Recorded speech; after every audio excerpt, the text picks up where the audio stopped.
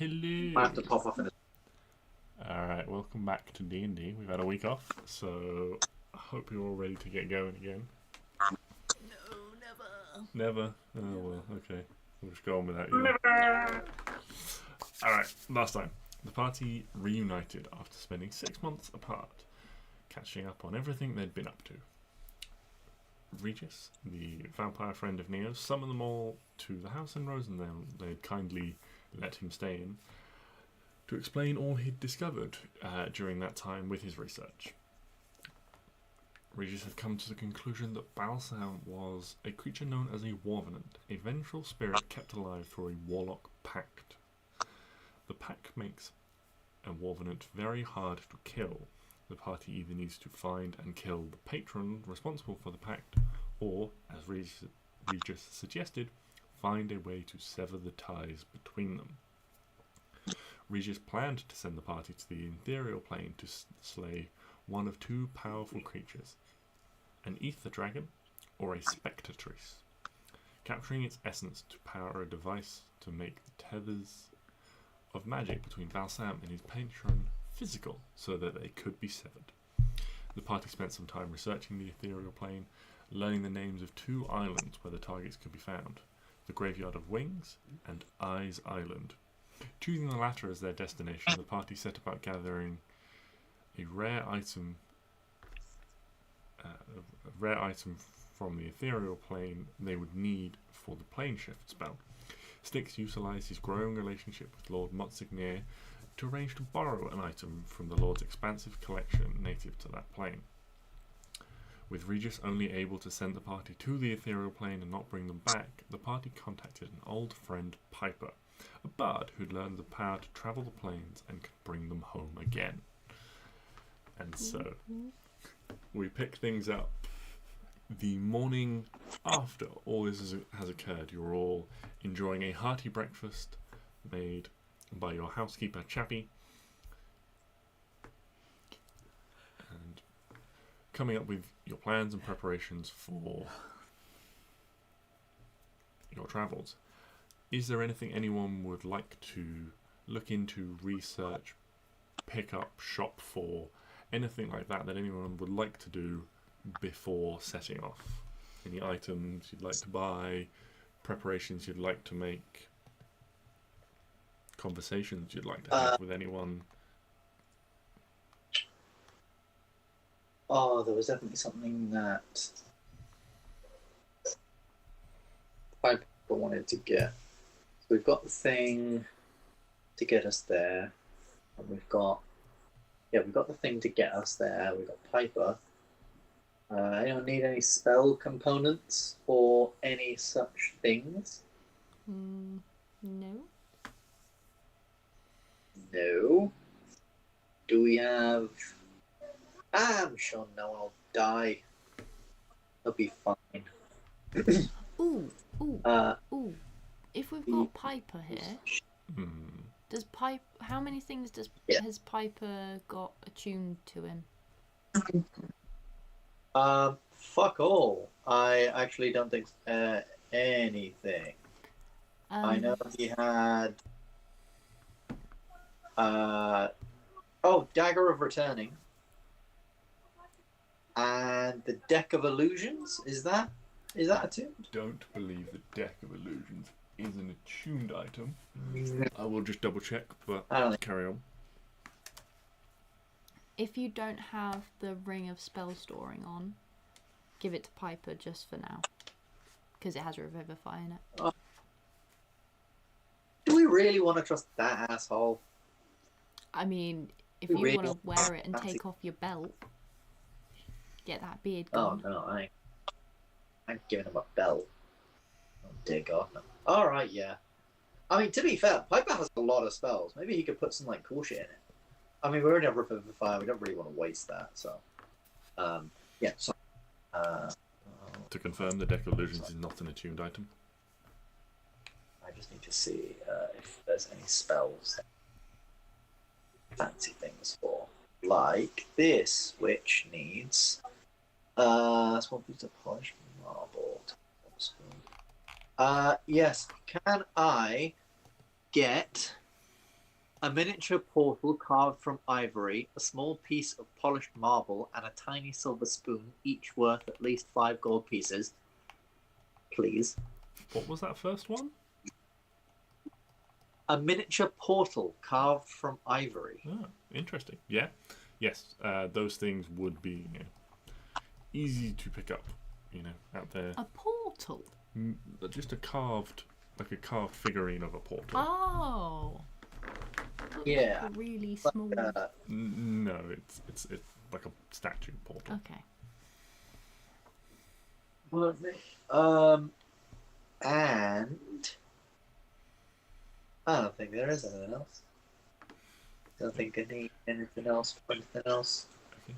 Any inventories you want to go through, sell, examine, study?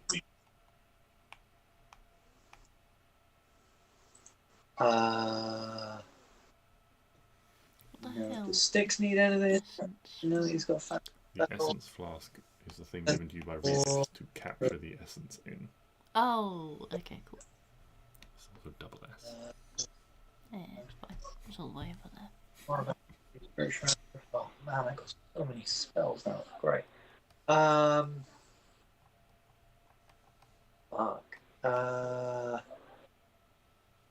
No.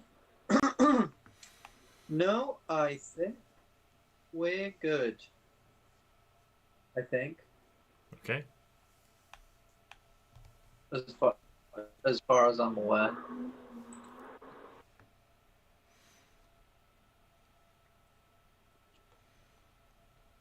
Okay. If everyone is ready, no more preparations you need to make, then you all gather down in the basement of your house, where there is the large teleportation circle with your necessary packs and equipment and things like that.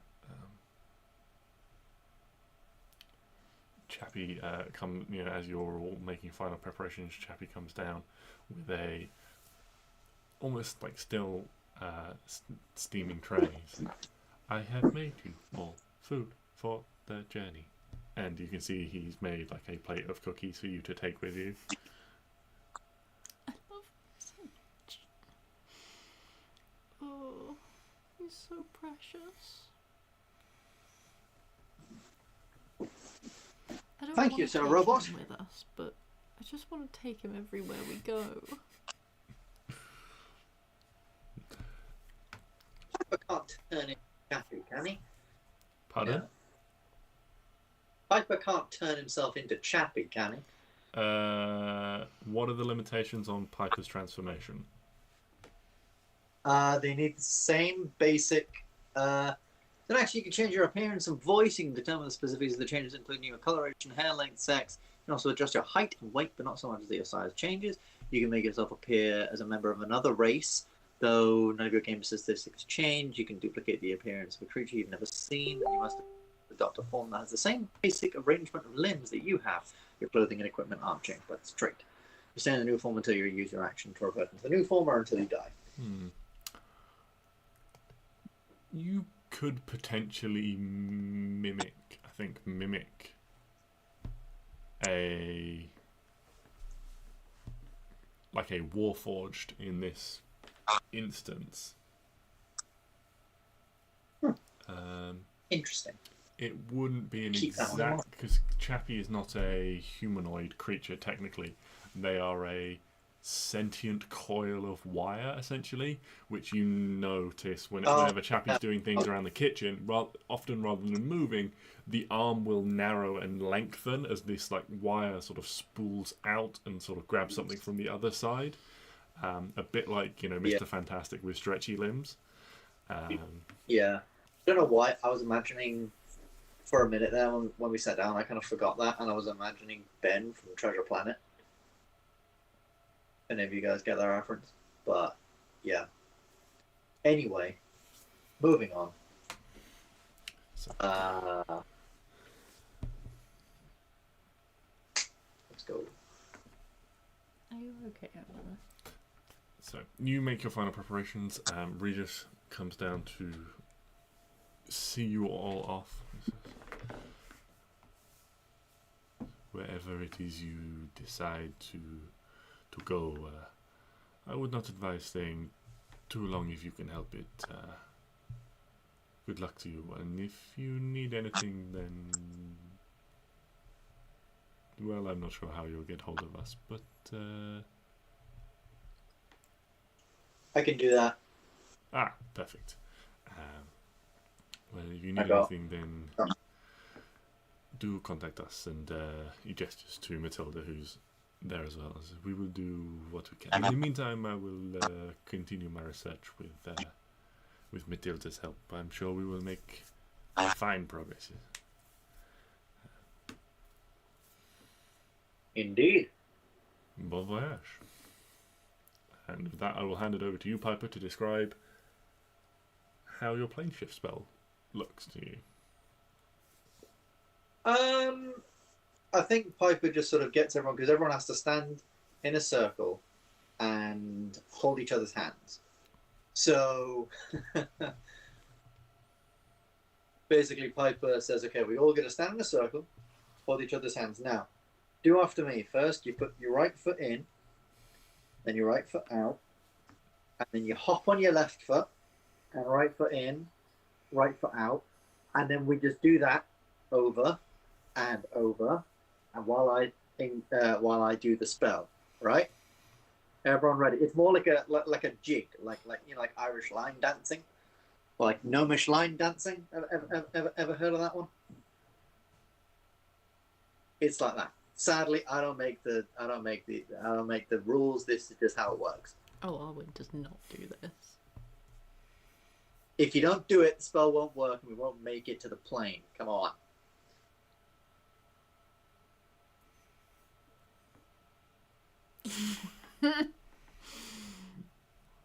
My foot moves about this much. I got you to do it. We don't need to do that. Bye. Just sort of like twist his hands, and then we're off. And thus, kind of thing, like twist his hands. Everyone he twists his hands. Everyone else's hands twist. Almost like a light sort of like goes around everyone's sort of like around everyone, like twists around everyone's arms and stuff, and then in a flash of light, we're gone.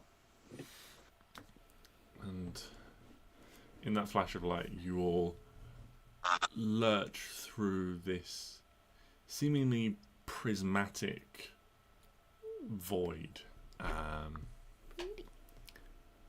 It starts off with a very simple sort of hues of greens and blues, shot through with grey, the colours you would associate with the material plane and the earth and things around you. And as you traverse, in the blink of an eye, it shifts, and you see these greens and blues give way to reds and purples and pinks, and then with a lurch you all find yourselves stood.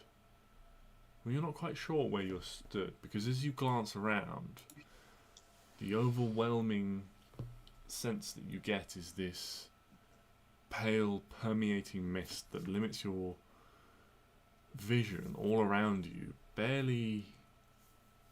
You can barely see more than 50, 60 feet, but this mist is thick and constantly shifting.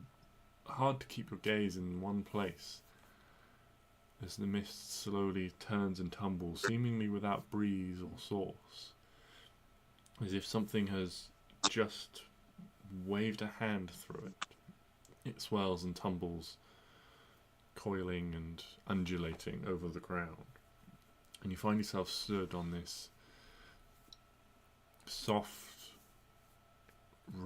reddish pink stone surface, sort of a dusty, sandy texture to the ground all around you. You can see striped through where you're all stood. You look around and you seem to have landed, you think, on some kind of road. Off to one side you can see there is, again, pink tinted grass growing thick and wild and just as with almost with like a gust of wind reveals it to you, there is a old and decrepit looking collapsed cottage, derelict clearly, even from with the limited vision from this distance. And as you all land, you all hear a voice, but you realise you haven't heard this voice out loud. You've heard this voice in your head between all of you. It says, "I don't know who you are, but if you want to live, get off the road now." And you can see the derelict door swings open, inviting you all inside.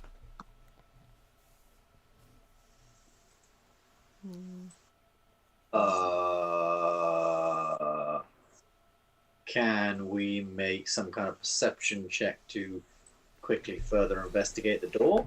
Yeah, you can make some perception. Or like the exterior of the door? Mm-hmm. I think Piper, a very, very perceptive person and shit scared of everything happening here, would definitely make that check. Better than 19. Yeah. So, say with a 19, Piper would probably notice that as the door swung open and disturbed the mist around it, would have caught the glimpse of a grey hand wrapped in sort of black, sort of a long black sleeve with a greyish skinned hand, extending out and being quickly withdrawn into the shadows as if it sort of pushed the door open and then withdrew its hand, but you just caught a glimpse of it pulling its hand back. Yeah.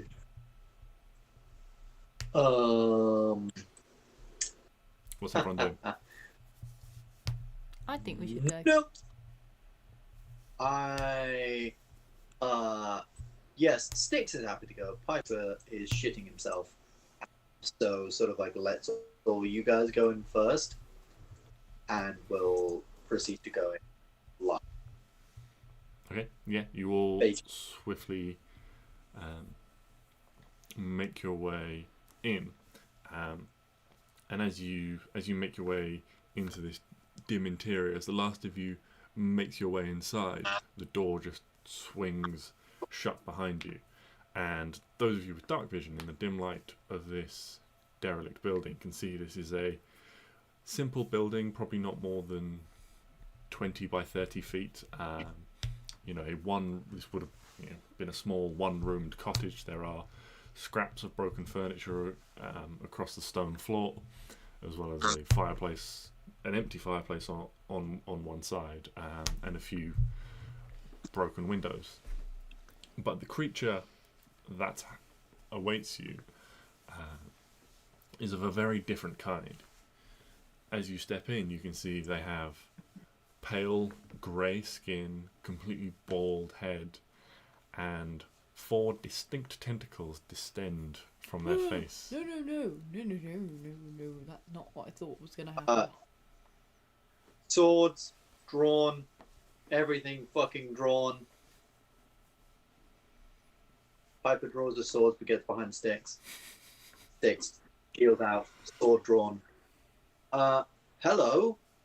With this show of aggression, the creature sort of puts its hands up around you. There's no need for any of that. I'm just trying to help, and sort of like cowers a little bit. I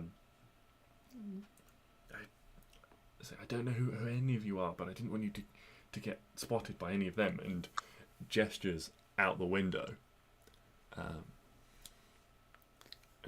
If anyone would like to make a perception check out the window. I am probably nearer the back, so I'll probably look out the window because I know that the people in the front will not. Okay. I can't read it. Is it that one? No, it's this one. Thank you. 21.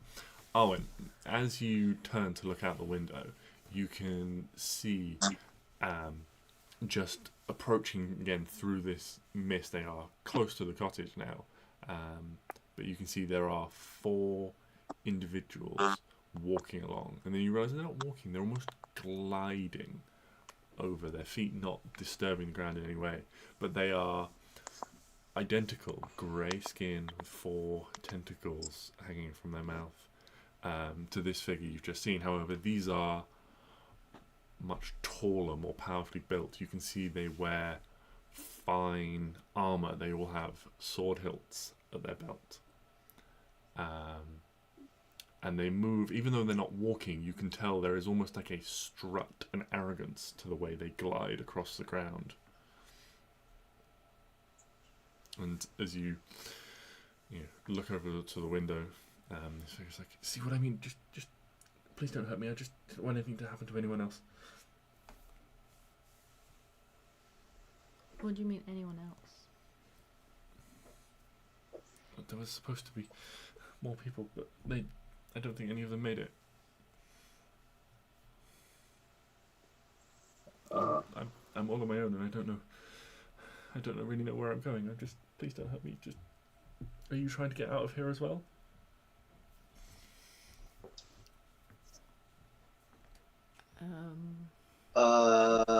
No, actually, we're looking for something. Someone. I don't know if you can help us. You ever heard of something called a spectatrice? A spectatrice? No, I'm not really very familiar with that term. Okay. Where was it we needed to go? I mean, I've not seen anything like any of you all before. Except you, and he looks down at Hugo. I know what you are, of course, you're a dragon. Although you look different to the way that they've been described before.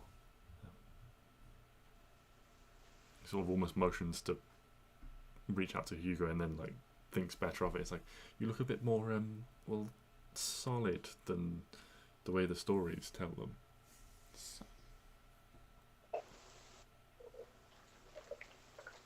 I'm very intrigued on a lot of things here.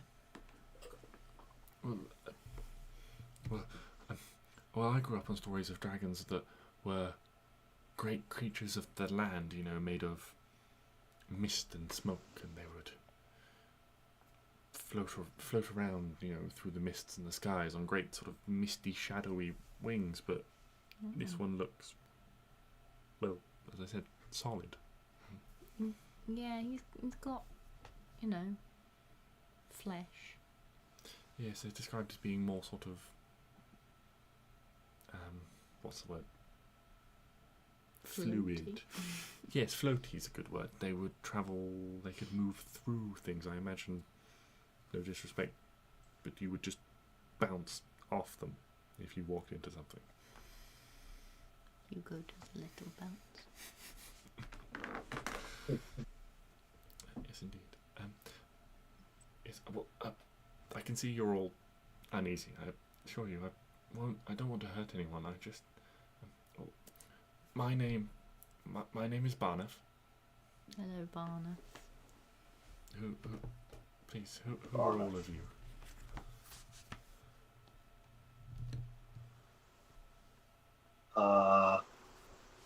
Well, I'm Stix. Hello.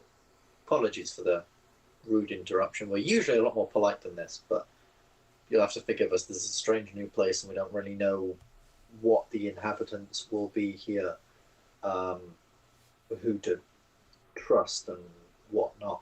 Can Stix just do a really quick divine sense about this place?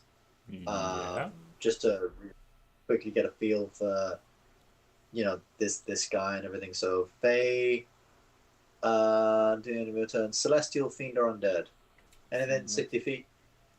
Nope. No celestial fiends or undead here. Cool. Stix feels a little more relaxed. What's it called? Mind Flayer. Thank you. But your characters probably wouldn't know that. Yeah, but I need But to for your write it down, notes. otherwise I will forget Yeah, it's what fine. the hell this is. For your notes, it's fine. Where are we? Where are you? Yeah, what's the plane called? the ethereal plane. I keep thinking we're in a different plane, so I just wanted to... No, sorry, I just didn't know if that was an Abby question or an Arwen question. No. No, sorry, it was my question. Where the hell am I?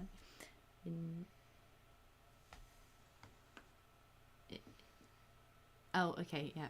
I was writing inferior. And I feel like that's probably... The inferior plane. Yeah. It's an entirely different place. Can I spell I anything? basically live there. Oh, it's okay. It's fine. I'm over it. Okay. So yes, I'm Stix. I'm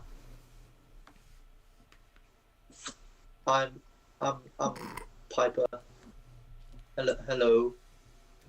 I like your tentacles. That's kind of you to say. Thank you.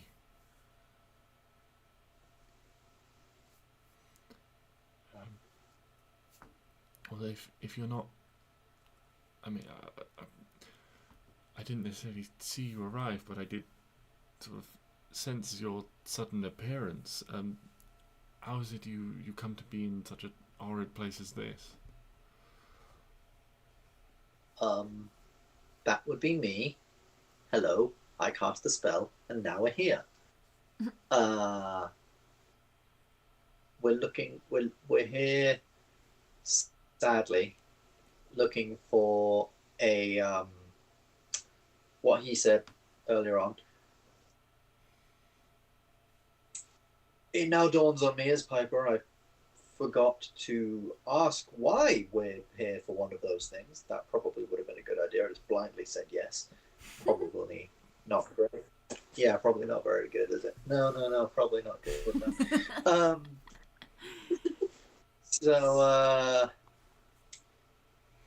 I'll let you guys take that one. Also, by the others haven't quite introduced themselves, so Piper changes into Arwen and says, "I'm Arwen," and then changes into Klari and goes, "I'm Klari," and then changes back into his elven male look.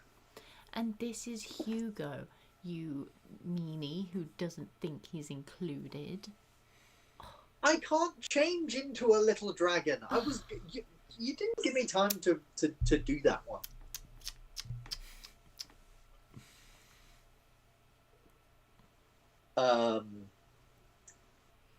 Yes. And yeah, so those things outside. You say they're dangerous. If you want to live, we have to get away from them. They are the enforcers of Xernus the Magnificent. Xernus the Magnificent. Who is Xernus the Magnificent? Well, that sounds strange. Yes, he's the one in charge of the whole island, in charge of all of us, really. I mean, he doesn't really bother us most of the time. We just, farm and make a living where we can. Although most of us, we do what we can to survive. But from time to time, people who sort of, had enough, like myself, decide that we're going to leave. And there are a few smugglers who come from occasionally who can help us to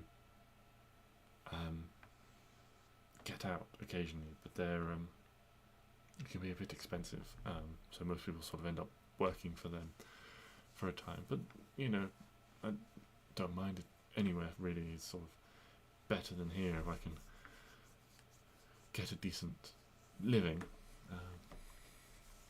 Am I right in thinking, JJ, that this guy and the things outside look like mind flayers? Yes. Am I imagining that right? Cool. Yes. Okay. Just as as like a meta thing. Okay. Yes. Okay. So we don't want. So if they spot us, they'll probably attack us. Yes, I would imagine anything so different as you would be seen as something of interest to his magnificence, and they would be eager to collect you for him. We're the least interesting people in the world, so there's nothing for him to see here. I think just Speak for your damn self. Shut the fuck up.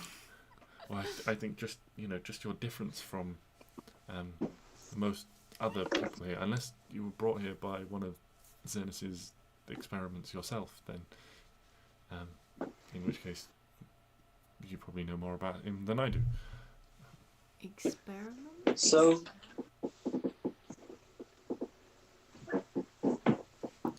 Yes, Xenus is apparently some sort of collector or something. You know, there are weird bits sort of all over the place. The village where I lived, well, we didn't build it. It was just given to us, pulled from somewhere else and delivered.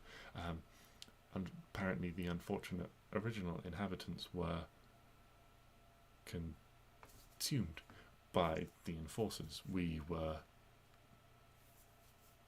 not permitted to feast in this way.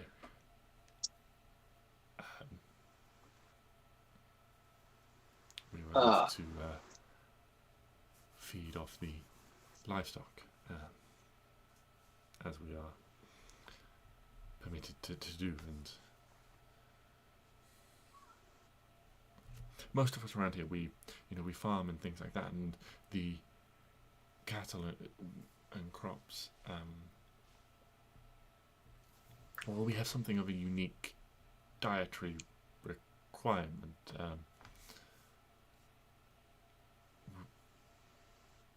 We eat brains, essentially.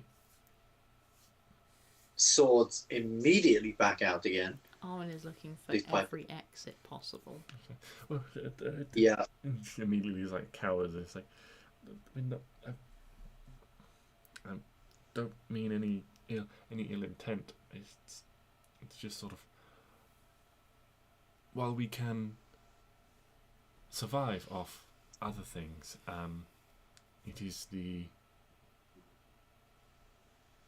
potency of the creature's brain matter that gives us our various powers. Us farmers can do little more than occasionally sort of move things, and he'll like wave his hand, and you see some of the like sort of pieces of broken furniture like rise up into the air, like form back into the shape of a chair, and then he like lowers his hand and the whole thing just crumbles, no longer being held by his will. We are kept weak, and so we cannot fight back, but the enforcers, if you come across them, they are much more well fed, well nourished. Their powers are much more dangerous. Can you eat other brains of your kind? Yes, but it's not really a renewable source. Oh. The death of one does not provide enough nourishment for someone else for life, so you end up with diminishing returns that way. Right. Also, I don't know about you, but I wouldn't really want to eat my neighbours or my friends. Well, I'm not thinking about your friends. I'm thinking about those idiots outside. I mean, well, Dare I ask where you get your brains from? Well, we farm. We grow crops, and we grow cattle. We grow brains Well, from the brain tree. if only such a thing existed. No, yeah, well, we grow. We are permitted to grow certain and cultivate certain animals that we are allowed to feast upon. Right. we also have certain Oh, quotas and requirements to fill. The enforcers are supplemented somehow by a more potent source, but the bulk of what they eat is the same as ours to keep them alive. okay. Well, I didn't think this place could get much weirder, but now there's tentacle people eating brains, so there we go. Piper opens up. I have a couple of questions. Firstly, I read that there's tornadoes that warp people and shift them to other planes. Where are they? How are they a thing? Is that a lie? Yes, the mist storms do kick up from time to time. I didn't know people were sent to other planes through them. Generally, they were just seen as dangerous and to be avoided, so that, because people got caught up in them and were never seen again. If I cannot make it to the Crow's Maw, then maybe I'll chance my luck and just jump into one of those to get out of here. Anything's better than staying in this place any longer. Secondly, do you know of any... Do all of your people speak your language? Do all of your people speak this language? Speak the common tongue, as it's often called? As you say this, as you replies, well, yes, we speak, but also we can communicate with our minds. You realise that there is a level a bit of like speech this, and I pass a message going on between to him that he is verbally doing, but at the same time, in conjunction, you'd almost missed it due to the presence of this voice in your head. Right. So if I was to cast message to him, Mm-hmm. just be like, oh, so like this. This is sort of similar. Yeah, you get a reply. Yes, precisely. Okay, cool. And do you know of any special abilities of your kind? Like, can they see through things, like illusions and stuff? Well, not the. Most people, if you come across anyone else like me, they will not. They will be able to do much more than manipulate simple objects. But if you encounter any of the enforcers, you must watch out for their ability to stun people, their ability to freeze people in place, to make them vulnerable, susceptible prey. Mostly it is done to make someone docile, to inflict punishment upon them, but occasionally it is done to make someone non-resistant to execution. See. That is what happens to... if you are strong enough willed, there is a chance you can resist it, but my group was unprepared. We were making preparations to leave, and I don't know what happened, whether someone tipped them off in the hope of currying favour or something, but somehow they found out that a group of us was planning on leaving soon, and they fell upon us. Several were stunned in place. I managed to run away in the chaos while the others tried to fight back, but we were supposed to all meet here before we head to the Crow's Maw, but no one else has turned up, so I suppose I'll have to head off on my own soon, unless he sort of casts a hopeful look as his sentence tails off across the rest of you.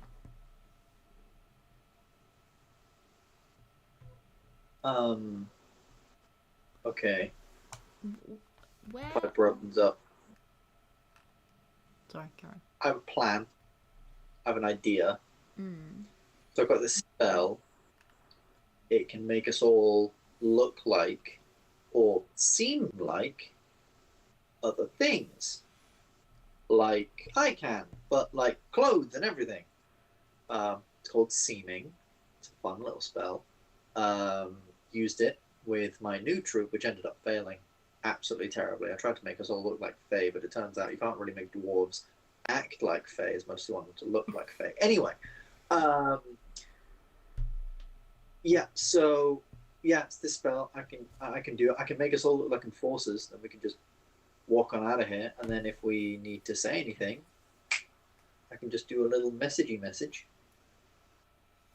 And we could try that way, so that we could try moving that way at the very least, so that we don't look too conspicuous. Yeah. Well, for 8 hours as well, so Oh, damn. it's pretty good, and I don't have to concentrate on it. I can let my mind wander. Which part of the island are we on? You don't know? Can I ask her, please? Him, please? Sorry. Yeah. Yeah. Which part of the island are we on? Well,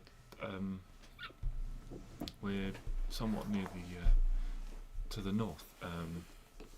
This is mostly where the villages reside, where most of the farmland is. I've not really ever travelled really beyond the village. Coming out here is really the furthest I've ever been. I know we all need to travel to the Crow's Maw, which is on to the nearby coast. The north coast? Yes, that is the closest coast. Right, okay. I just wanted to make sure I know where you're going.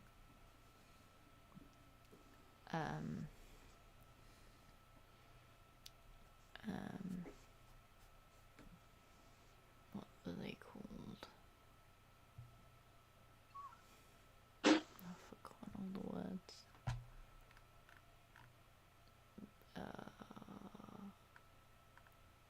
I want to call it a splendid ice. Pardon? What's the beholder thing? The Spectatrice. Spectatrice. A splendid Spectatrice. ice. A spectatrice, same thing. Splendid. I knew it had that sort of ring to it. Mm-hmm. You don't know where any of those are. But do you... If you're looking for something dangerous, yes. The smugglers may know. They sail the coast and they avoid all sorts of dangerous things, I guess, that are lurking in the waters and so forth. Okay, so if we take you to the smugglers to get you out, will you get us information from them? Yes, I would be so grateful if you would help me find my way to the Crow's Maw and get out of this place. Let me consult with my fellow travellers. Yes, please, by all means.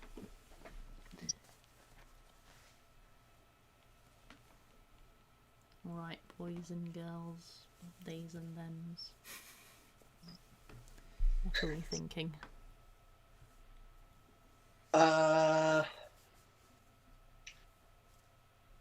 don't know. I apologise. I was helping Chantal pick her spells because she still didn't pick them, and I only just realised catnap allows you to take a short rest in 10 minutes. Oh! Fucking hell. Lucky duck. Very, very good spell. So we're down by there. So are we thinking we're heading off now or heading off later, or what are we? Well, What would was you both be okay apologise. with taking Barnef. to the smugglers slightly north of here, who will probably know where the Spectatrice are? So Yes, we'll get I information think in that- return from giving, like, helping him get back somewhere. I think that is a fantastic idea. Excellent. Yes, absolutely. Let's do it. Do we have any faster way of maneuvering through this place? Do these people ride horses, or does anyone? I don't know.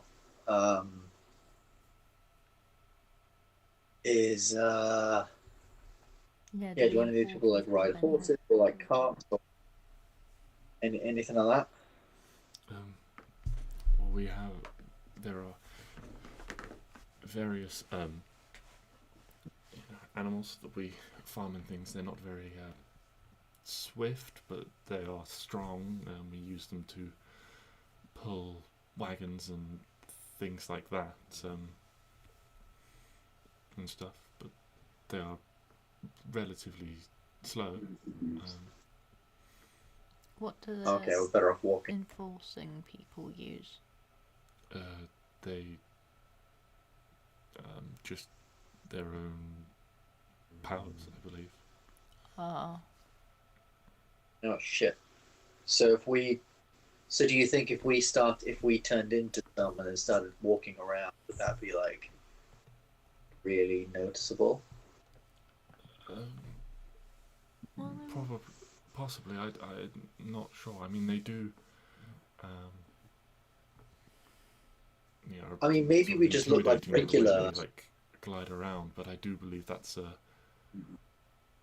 an effort of will.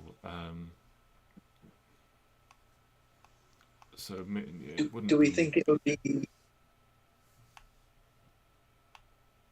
Go on. Do we think it would be better to look like enforcers or look like just regular people of these people? Like, do we want to enforcers not be fucked with, or regular people that don't stand out? If we encounter any regular people, they would almost certainly want to have nothing to do with us if we looked like enforcers. If we encountered any enforcers, they may be interested to know what we're doing. I don't know really whether they would be. Right. I think maybe enforcers it is then.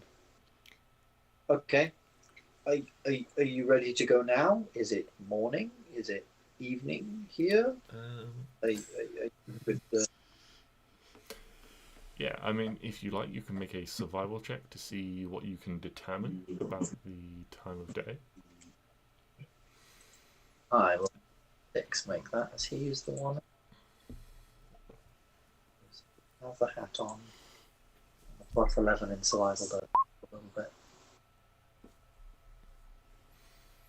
16. Okay, so yeah, you step out and you look up into the sky and you realise that there's no source of light. The sky is bright, but only so much as the mist that rises above you is lit. Whatever the source of light here is, it is refracted and diffused by the heavy mist that permeates, causing a weird sourceless light. There's almost it often makes things up close look quite flat. There's very little shadow to them as the light is diffused all around. And Well, that's very special. looking up without having a source of light that you're used to from a celestial body, it's hard for you to determine what time of day it is. Okay. If you Can I just ask this guy, like, if you what- ask what Barnath, day is he's it? like, go? it's sort of a few hours past darkest light.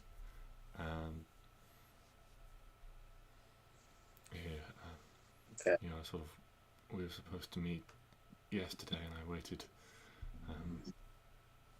waited through the dark light to see if anyone else would arrive, but then you did. But other than that, Okay. no one else has. I don't know. Right. Okay. So, are we seeming and moving? Mhm. How long Alrighty. do you think it's going to take to get there? You're asking Barnett? Mhm. I've no idea really. I don't actually know how far it is. I'm just sort of hoping. I know this road that leads where it turns past the village. We just said to follow this road. So hopefully, if we follow this, it will lead us straight there. Yeah, I'm not really prepared to go on my own. I can conjure animals if you want us to. If anyone wants me to, because yeah. Or I we mean, could maybe walk let's for a get while. away from this. Yeah, I was going to say maybe we should walk for a little while. Yeah. And then when we're away Yeah. of this like civilized area, we should, maybe then get on some horses and get a move on. Yep. Cool. So, I guess Piper casts seeming on all of us. It says any number of creatures you can see within 30 feet. Fucking hell, I can change a lot of people. So Piper gives a little strum on his little mandolin, and we all change into what look like mind flayers, except our clothes are like different, like ever so slightly different. Like Arwen still has like a jacket, but it's a bit more shabby, and Worst. and like Klari still has like a similar sort of thing, but like a lot more thick.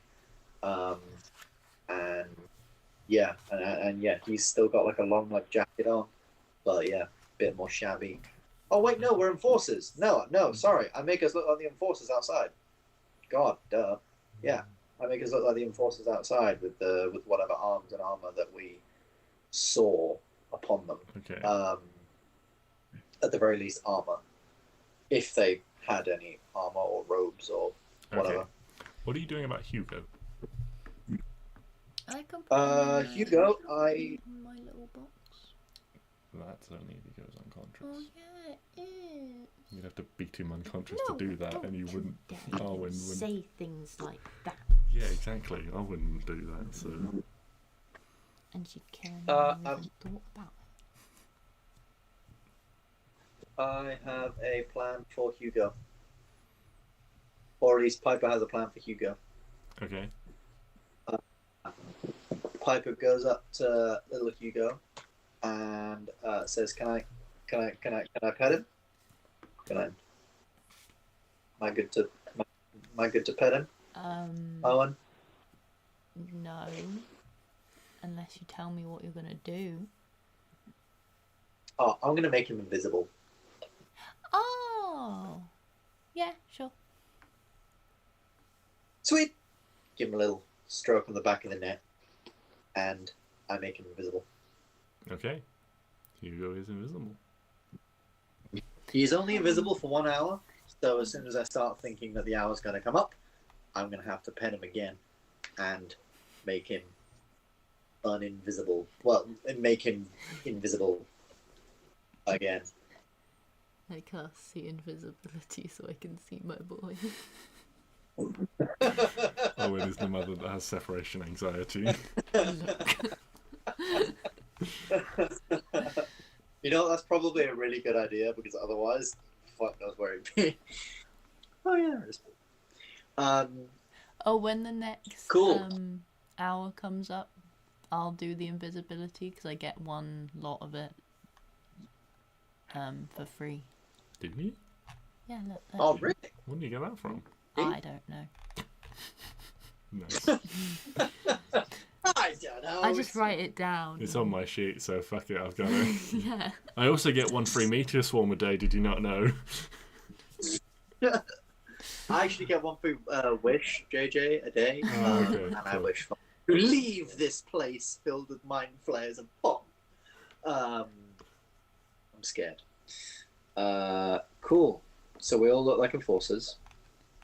And we all go. Can we see through each other's weird, or do I look at Stix and I see You see... tentacles? Yeah.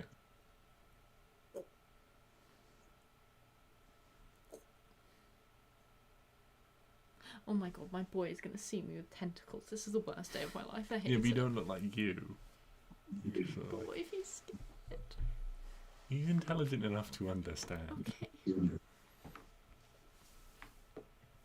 He understands speech, it's fine.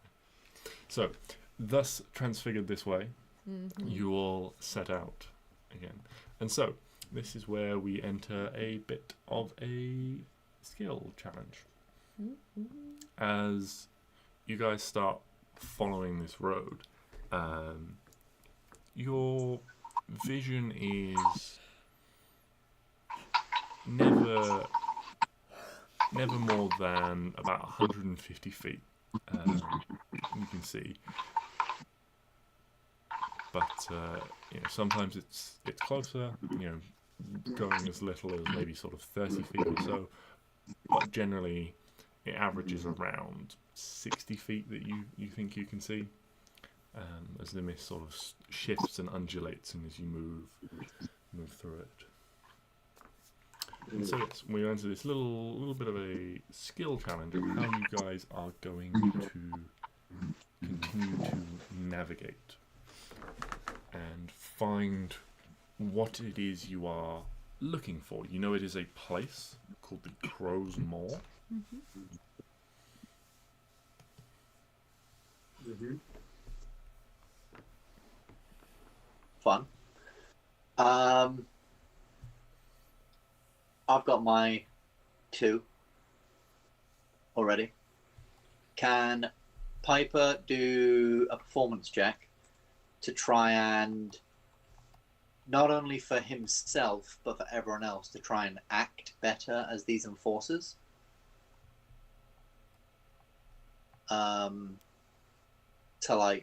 So that we're not spotted along the journey. Oops. Yeah, that'll be more relevant if you encounter anything potentially. This is more to do with navigation, and how you guys are finding your way through and finding where you need to go over the course of the period of time it takes you to get there. And based on how this goes will affect how long it takes you to get there and what potentially you come across on the way. So if you encounter something, then performance might be the thing to do to lessen any, the suspicions of anything you encounter. But for pure sort of navigation senses, it doesn't feel the most applicable. Okay. In which case, 'cause Piper's not very good at traveling, so can I use my skill check to give bardic inspiration to someone? Or would you still say he has to make a... Yeah. There still needs to be a check involved. I say you could potentially use performance or persuasion to be motivational, to try and keep people moving at a good pace to help speed up the journey, and use it from that sense that you're trying to sort of encourage people along and keep people moving, and although there might be slight stumbles and pitfalls and certainly fear and nerves from this strange environment, you keep people moving at a decent pace.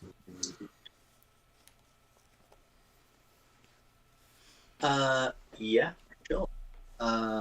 Sure, I can do that. I'm just checking my spells to see if there's anything else I have Correct languages or person invisibility, scorching red, misty step, still in stride, red, doesn't seem.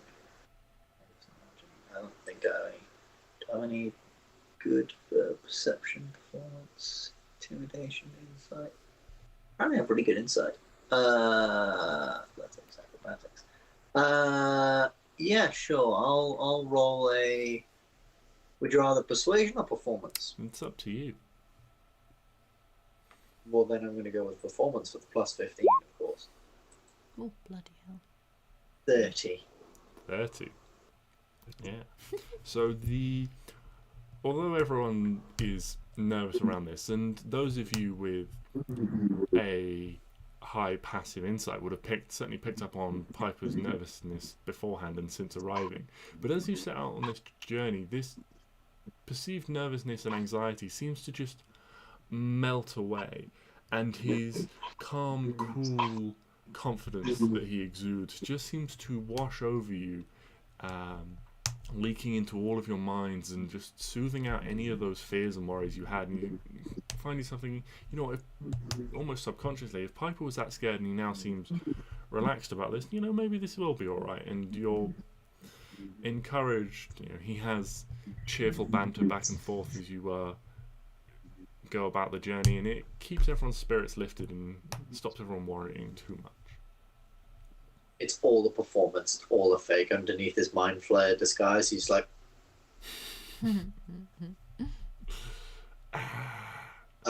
just silently screaming.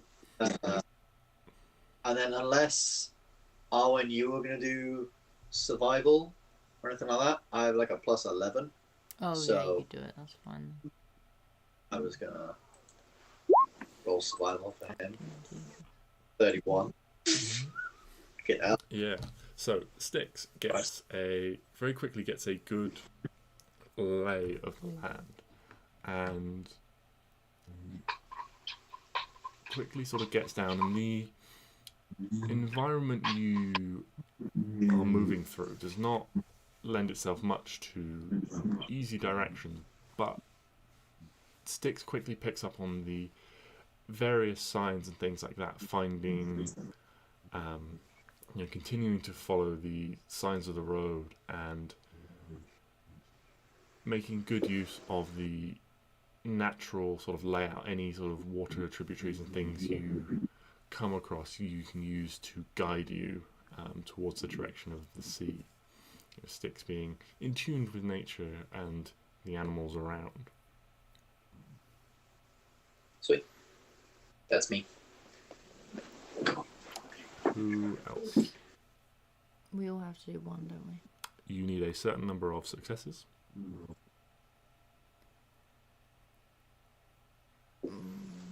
I'll tell you now, it's gone very well so far. It's possibly going to go really bad.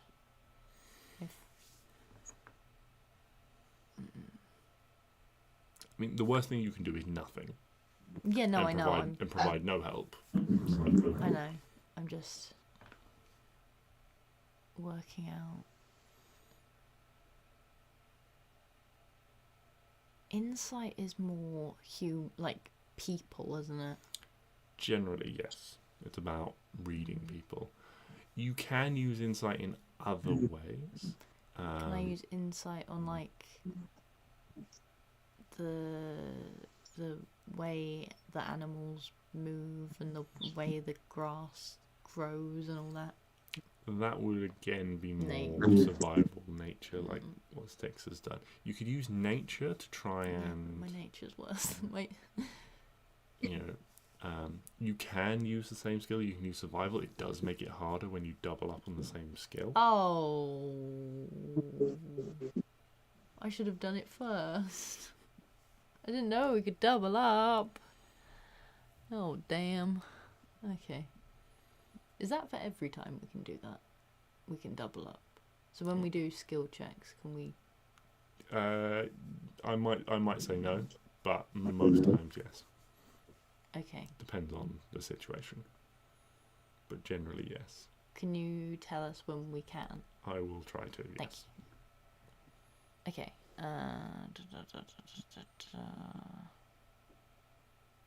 Can I... What?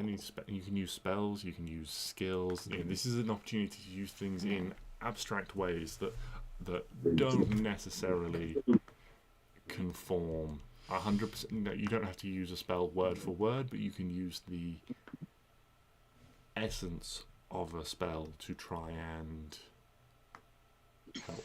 I don't think I get what you mean. So, rather than necessarily using a spell word, the same way we do counterspell, because, you know, in that, using sort of the logic of, well, if I use a cold spell, can I counter a fire spell?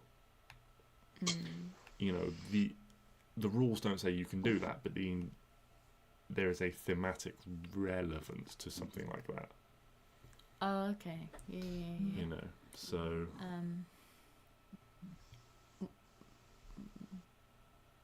What is Klari thinking of doing? Klari is not. Are you like a whiz kid in shit now? Yeah, but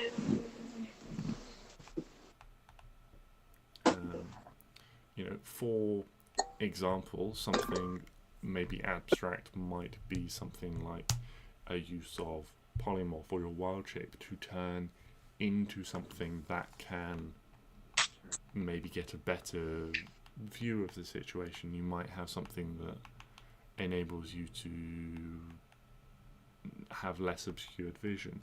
You could, with what little you've learned that the planes do sort of overlap each other and there are similarities between, so you could use something like, you could potentially use nature in that way to see whether or not you recognise any similarities. You've never visited this part of Kavran, so that's more tricky. It might have been more relevant if you'd been in a different part of the plane. But you could use almost like a history check to see if you know anything about the location. That would definitely be Klari, because I did not do that. what we were just discussing, yeah. Yeah, I could do history. Yeah, you could do a history check on the name Crow's Maw and see if that bears any relevance to anything you remember from locations in the material plane. Yeah. Oh, that's a good point.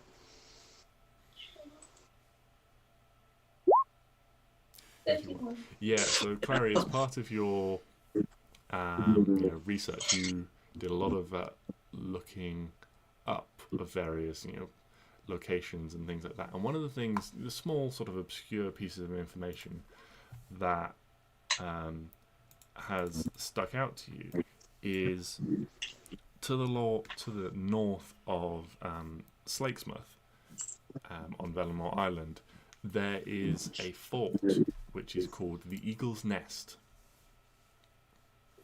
And you remember reading various descriptions and things like that. So you think, if you find the coast, even if you sort of blunder your way in vaguely the right direction and find the coastline, this will certainly be a great help to identifying the sort of cliff layout and working out where this fort is located.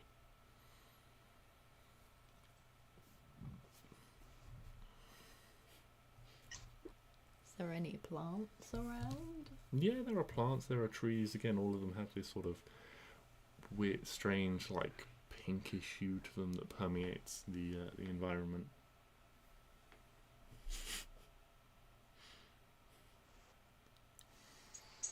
Can I speak with a plant? Yeah, sure. Thanks. You can speak with plants. Yeah. What is it you say to the plants? Hello, plant. Hi. Hi, how you doing? Hi, I'm doing good. How are you doing? Yes, it's alright. It's a bit... Yeah, just...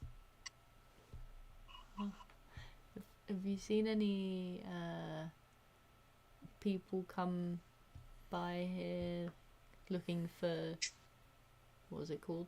The Crow's Nest or something? Crow's Maw. Crow's Maw, sorry. See people from time to time. Not many of them. But yeah, they mostly head sort of in that direction. Oh, excellent. Just make a Oh no. spellcasting check for me. Is that a wisdom check? Wisdom plus proficiency. So wisdom plus 5.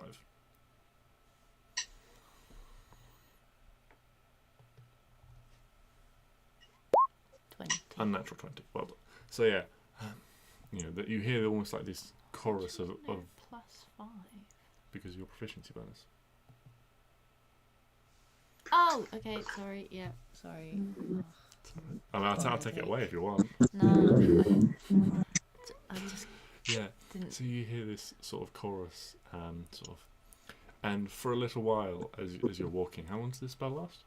Oh, ages. Ages. Probably an hour. 10 minutes. Oh, So for 10 minutes, Ages. these plants help guide you, and as you sort of aw. slowly speaking to them, it's like, yeah, some people went this way. Yeah, no, over here. We saw some people go this way a while ago. Are they actually being helpful, or are they hindering me? Yeah, you Am I think going round in circles? no, you think they are being helpful as you sort of break through a patch of mist at one point and find yourselves on this small clearing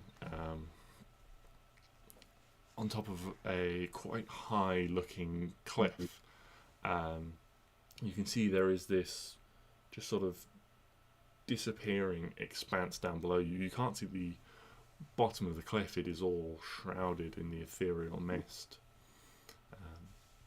But Klari, you look to your left and right and notice pieces of the coastline and quickly and promptly lead the party in the direction they need to go. And within short order, climbing up this sort of steep slope as the cliff rises and rises, you could imagine this place would be an excellent spot in the ethereal plane for some sort of lookout fort or anything like that that could see far over the ocean. But as it is, you can see very little. And then looming out of the fog, you begin to see this high wall of this dark grey, almost black stone looms up above you. You see this fort itself is almost set up again on a small embankment, a slight ways back from the edge of the cliff, so any sort of erosion or crumbling wouldn't hinder it. But and you can see there are these, as you move towards it, there are these tall towers at either side of the gate, which is just completely sort of open and arched, derelict and collapsed. You can see there is very little, very little sort of structure and organisation. This is certainly not an inhabited place. The gatehouse and things like that are just mostly crumbled to nothingness. But you can slowly make your way inside. Inside the walls of the castle itself, the mist seems to recede somewhat. Your vision sort of pushes out a little bit more, but the shadows within are certainly very, very dark. It's almost like this mist has clung to the shadows and just darkening them, deepening them, making it harder to see. But you slowly make your way inside, moving through the shadowy interior, moving through towards a courtyard of some description. You can see there is, off to one side, there is sort of the main keep building itself, again collapsed and crumbling, barely any doors or anything like that surviving. Interior walls and things have been destroyed and broken down or just collapsed over time. This is clearly an old abandoned place. But you move through, and as you do, Stix, I imagine you're leading the way. Absolutely. skin on the back of your neck just begins to prickle very slightly, and you spot a form prone on the ground, just lying still, maybe 25, 30 feet away. Can I pop another divine sense? Yeah, you pop a divine sense. And you don't feel any celestial fae, fiends, or undead. Actually, technically, if it involves Fae, it detects Piper, because Piper's a Fae. It doesn't think get Fae, though. It's actually a really good point. If Stix uses his channel divinity, turn the Faithless, Piper has to make a save or run away. That's very funny. Okay. I'll just sort of like hold my spear out to sort of get people to stop, and then slowly edge forward. And it, like, this thing, it's not breathing, is it? This body, it's not. I can't see the chest like Make a heaving perception or. Ooh, perception. 6. You're not sure. It's wearing some quite thick sort of layers, and there's a sort of cloak propped, sort of like its elbow sort of sticking out a little bit, and its cloak is sort of draped over that. You're not sure whether or not it's breathing under that. What Um, if Hugo, because he's invisible, goes up to it and kind of Oh, looks? Hugo's invisibility would have worn off by this time. yeah, if Hugo's invisibility wears off, Piper re-ups it. Very quick. Okay. Yeah, how long would we have been going by now? Just so that I know how long seeming. You guys all rolled really well, so you moved really quickly. So probably a little under 3 hours. A little under 3 hours, okay. So, I mean, Arwen, if you want to do one invisibility to get your free one off, and then for the third hour, we'll offer to do the third one. Yeah, so our boy keeps the invisibles. Okay, yeah. Yeah, you can. Hugo invisible, you want to send him over. Okay, yeah, so you ask Hugo, and he goes over and he just sort of like reaches down and like gives a little sniff, and then he communicates like sort of back to you with a picture of one of the people one of the dead people you have either slain or encountered dead in the past. He just sends like that picture back to you to confirm that this person smells dead. Yeah. Okay. Big dead. And then I give him a little scratchy scoop. Okay.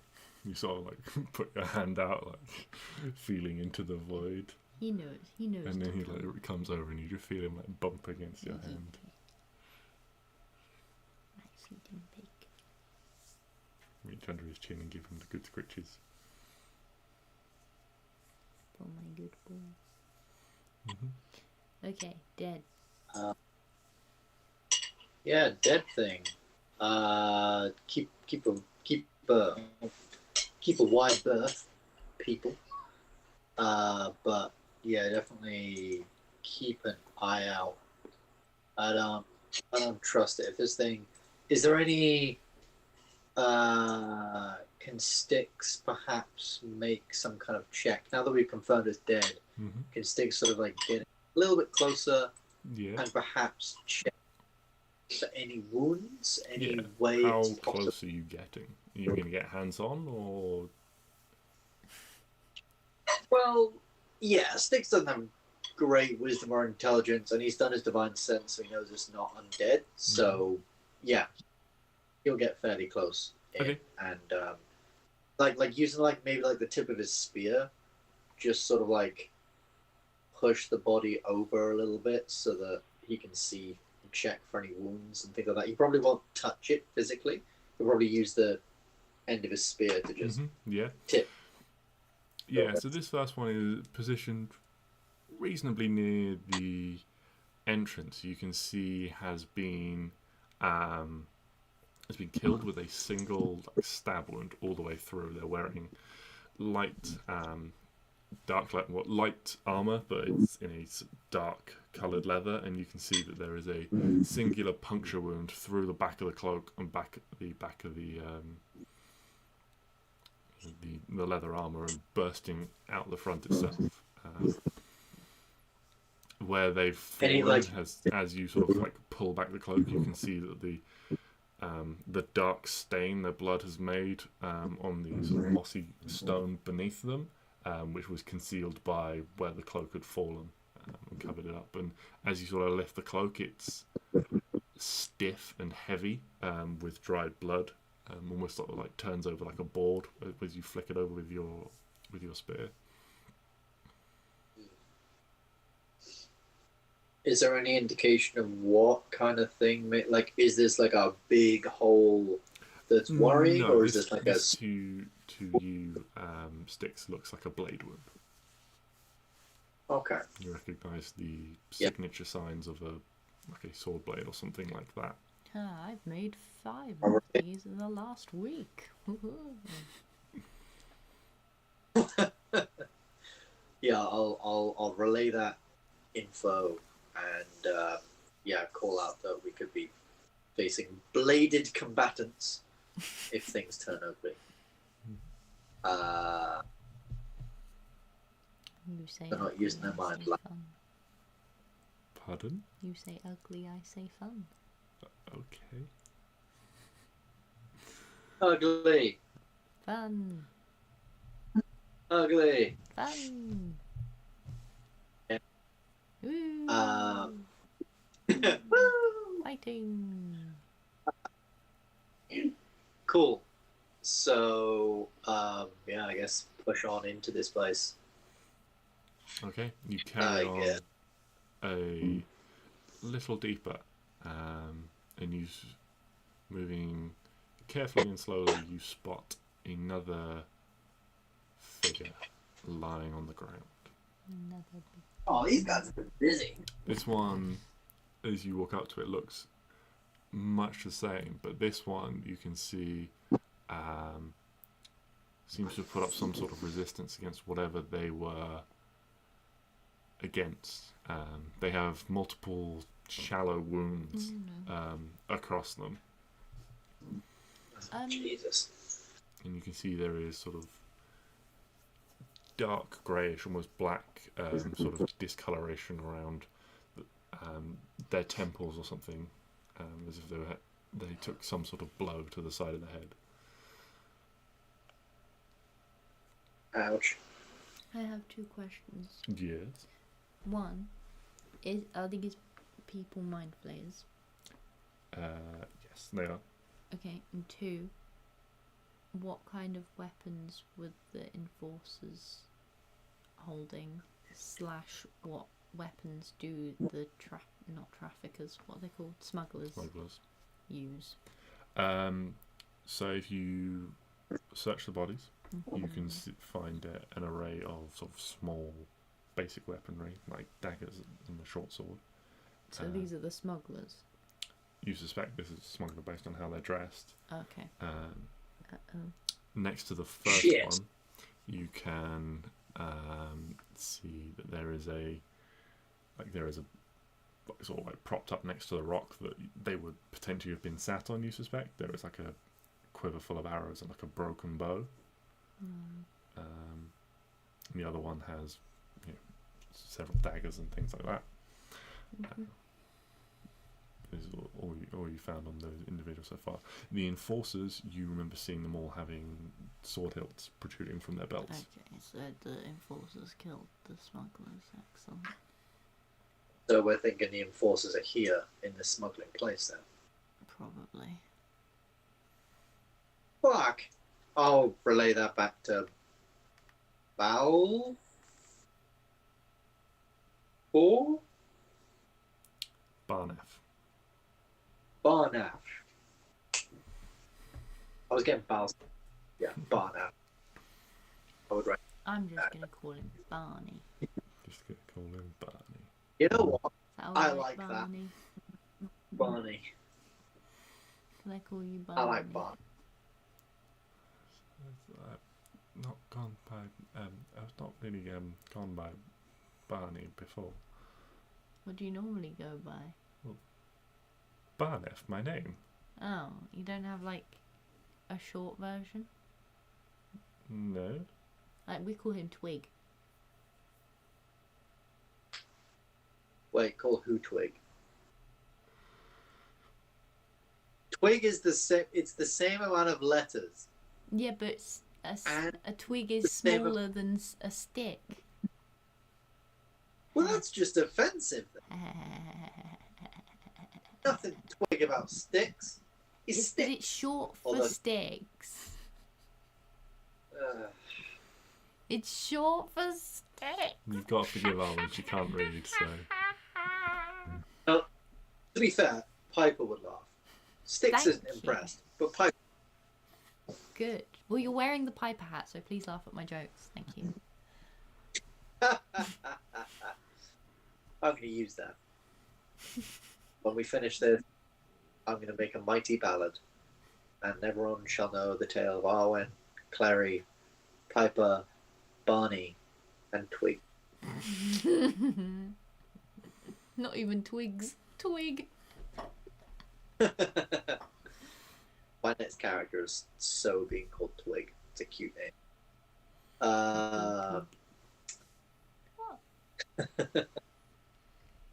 Anyway. Fuck, okay, so we better. Oh no! We better continue on into this, but I know we're about to get ambushed by fucking mind flares, but there's fog everywhere, so we can't fucking see them. No. Piper is shitting himself. I'm not standing next to Piper.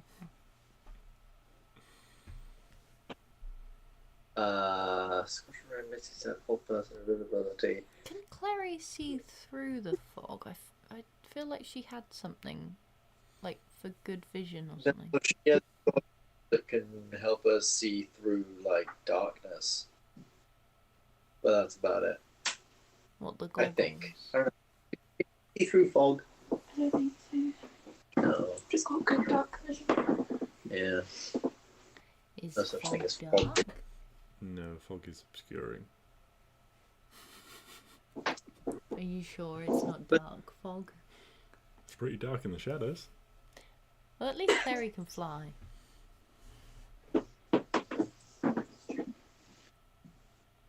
Not that, you know, helps, but that's all I've been thinking is Klari's just hovering above us.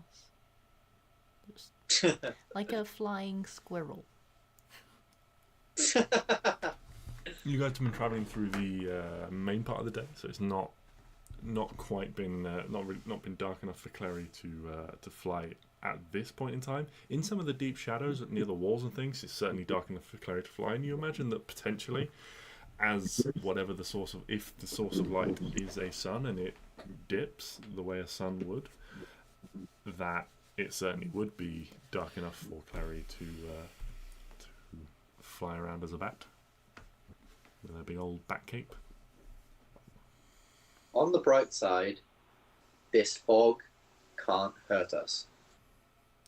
It missed. Say that. Don't say that either. It missed. So, Missed.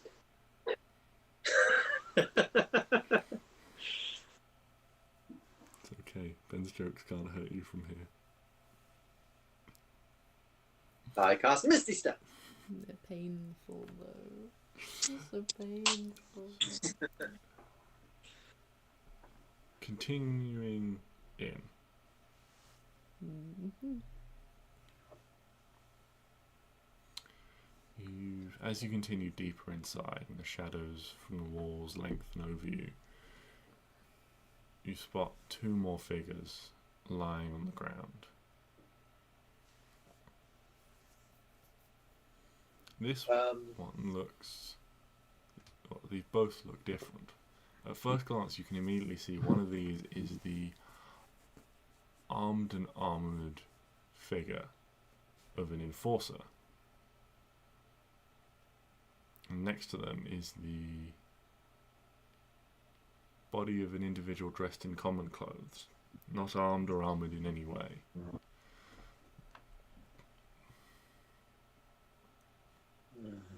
Do we think...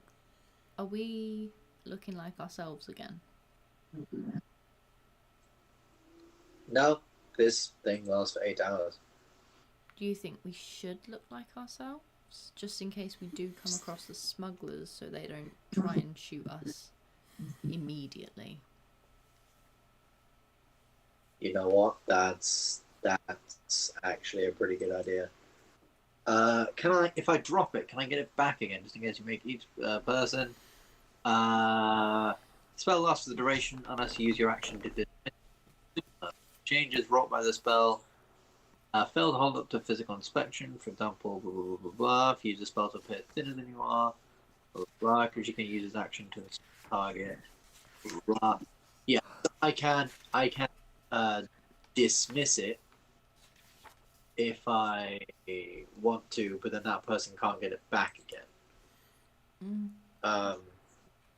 But I figure here we're either meeting enforcers who might end up fighting anyway, or we're meeting smugglers who, we probably don't want a lot of this. Yeah. I feel like either way it's probably best for us. It'll result in us looking like ourselves anyway. At some point. Yeah, no, you're probably right. Why don't I make everyone but like one of us, and then the one can say that that they're prisoners or something like that. Yeah, just in case it is enforcers. Yeah. Okay. Yeah. So I think Piper will make everyone except for himself look normal. He's a very charismatic individual, so he will remain looking like an enforcer. Because also he can do the message thing, so he can like speak in their mind and stuff. Okay. So everyone but Piper now looks like themselves again. Okay. Yep. These two bodies before you on the ground. Are you doing anything with them, or are you just moving on again? Should we do another check over them just to make sure? I think Okay. so. Anyone who's making a check can make a medicine check then this time. Can I help Yeah. instead of actually making? You can help someone. 15. 15. Yeah, so you can see that the individual that is dressed in common clothes, they died to what looked like sword cuts. You can see they've got several sort of defensive wounds on their hand, and then they've got a large like stab wound in the side, you can see. And the main enforcer, the main Mind Flayer enforcer, you can see has a few sort of like superficial like scratches and things on its face, as if something, like clawed at it with like fingernails or something like that, as if it got hold of something and they tried to claw at them. And then you can see there is this big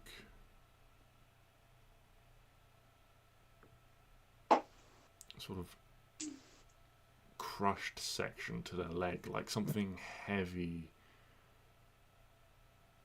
fell on them or something like that. You can see the knee is twisted in a nasty way, as if something heavy impacted them, but you can't see around them any sort of any sort of large stone or anything like that, any weapon that would have dealt a wound in this way. Um,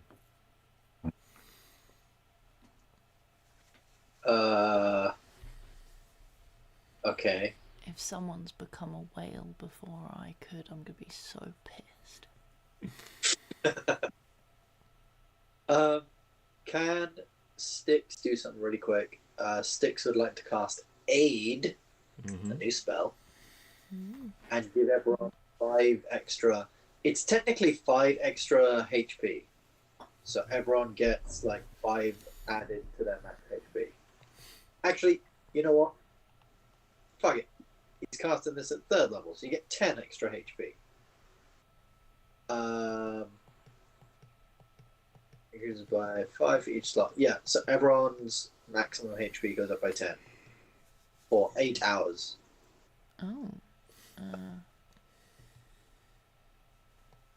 And I can do 3 creatures in range, so I can do, he'll do.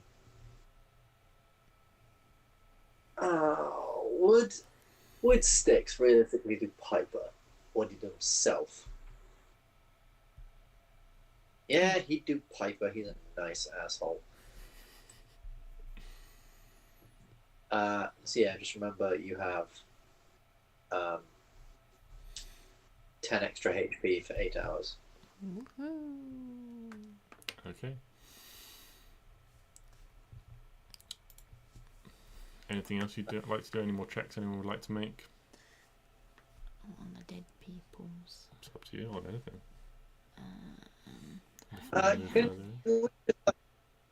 Can we look into some of their like stuff to see if they had anything else You on want to them? make Like an investigation check to look through their possessions? Yeah.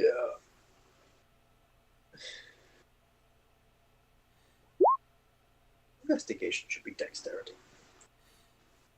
Why? Because you're physically investigating things. Yeah. Yes, but it's about your What way is it? intelligence to pick up on what you see, you know, if there's any like hidden clues, to understand what you're looking at. I can see there is some crossover when you're just sort of like turning through someone's pockets. Yeah. Yeah. The common looking individual doesn't seem to have anything on them Yeah, I didn't think. beyond, you know, sort of like a handful of strange gold coins, you know, sort of like gold and silver coins. You know, if you want, you can add 20 gold and 10 silver. The Enforcer Mind Flayer individual, you look through and they have a small pack that they sort of wear on the base of their back, clipped onto their belt. There are several sort of smashed and broken vials in there, but you do find a small sort of leather wrapped pouch of a, you know, what look like sort of dried strips of a like dark greyish colour. Oh, is that brain bacon? Did they fucking make brain bacon out of the grey matter in our fucking head? JJ! Make a nature check, if you wish. I don't want to. Okay, you don't have to. Stix would. He would throw up after, Yeah. but he would. Yeah, Stix is pretty confident that this is brain bacon, or like brain jerky. Yes. Yeah, Stix doesn't tell anyone else that information. He just throws up. Like, full on fucking pukes. And throws it very far away. No, don't throw it on the floor. Give it to. Barnef? I'm getting there. Yeah. Hold on. Oh, yeah. His name is It says... Barnef. Barnef. Barnef. I need to amend this. I think you mean Barney. Well, I kept thinking Barney, and I couldn't think of his actual name. Yeah, if there is any more, Piper would like to grab some and give it to Barney. Yeah, you give it to Um, Barneth, and he like sort of like almost like tentatively like takes it and is like sniffs it, and you can always see just like, it's like almost like euphoric sense come up, like expression come over him. And he's just like and just starts like gobbling it down. It's just get a great.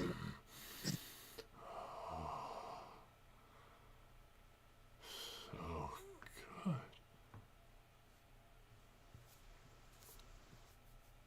Anyone else kind of worried? I think Piper will message Arwen and just be like, "You kind of worried that if we feed this guy bacon or brains, he's gonna get like fucking evil and stuff?" Yes, 100%. I'm terrified. I Cool. don't want to be near him. Just check it.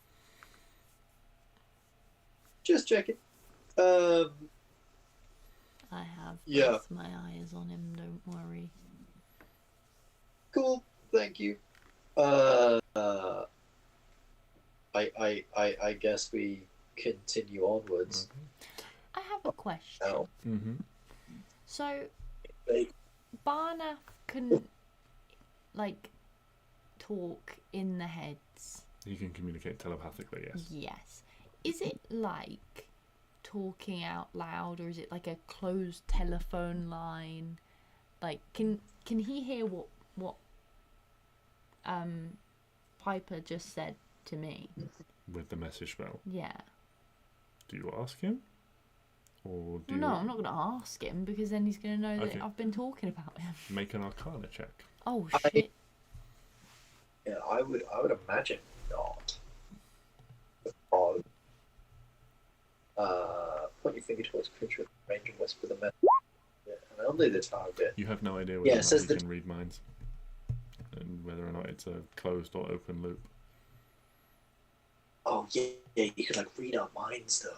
Oh my god, oh that would be bad. No, I reckon not, because he is like a basic farmer mind flayer. Yeah, but he's just eating the brain bacon that the people eat. That the baddies Yeah, yeah, but it's And he like went, if I have Red Bull, I can't suddenly fucking run a mile in Why? under like.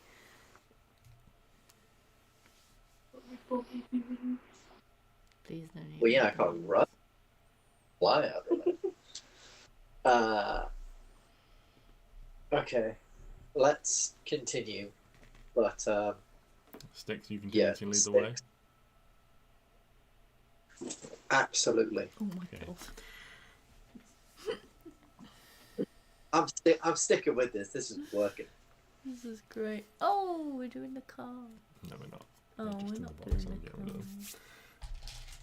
Oh, Stix, That's it. as you continue to lead the way, you walk through a narrow gap between two sets of crumbled down buildings, and as you walk through this shadow, almost a darker, denser part of the shadow comes out and lashes at you. Ew, what? oh, for fuck's sake! And we're going to take a little break. I don't like it. I disagree with it on a fundamental level. Well,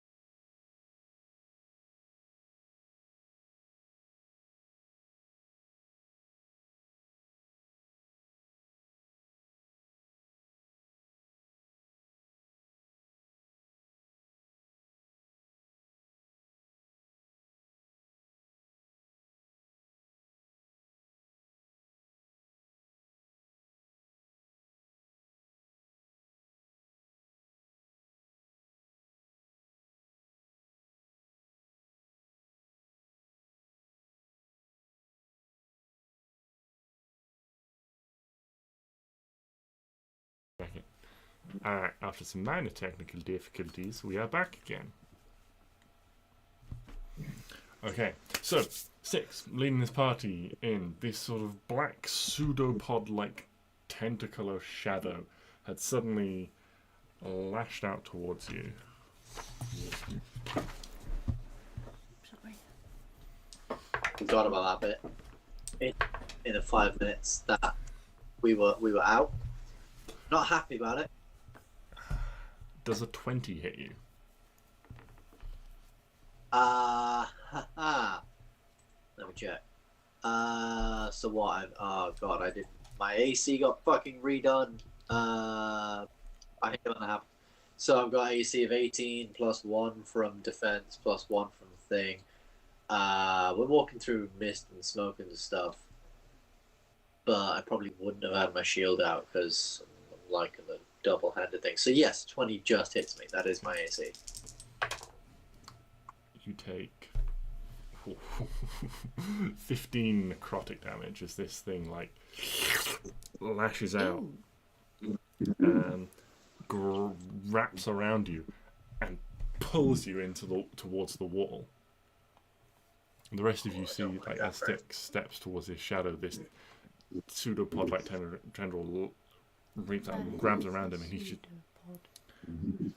It's like a tentacle of stuff. Is it like an octopus? Yeah, it's like a tentacle, but not like a tentacle. It's like made of less physical matter. So it's just goop. Yeah. Okay.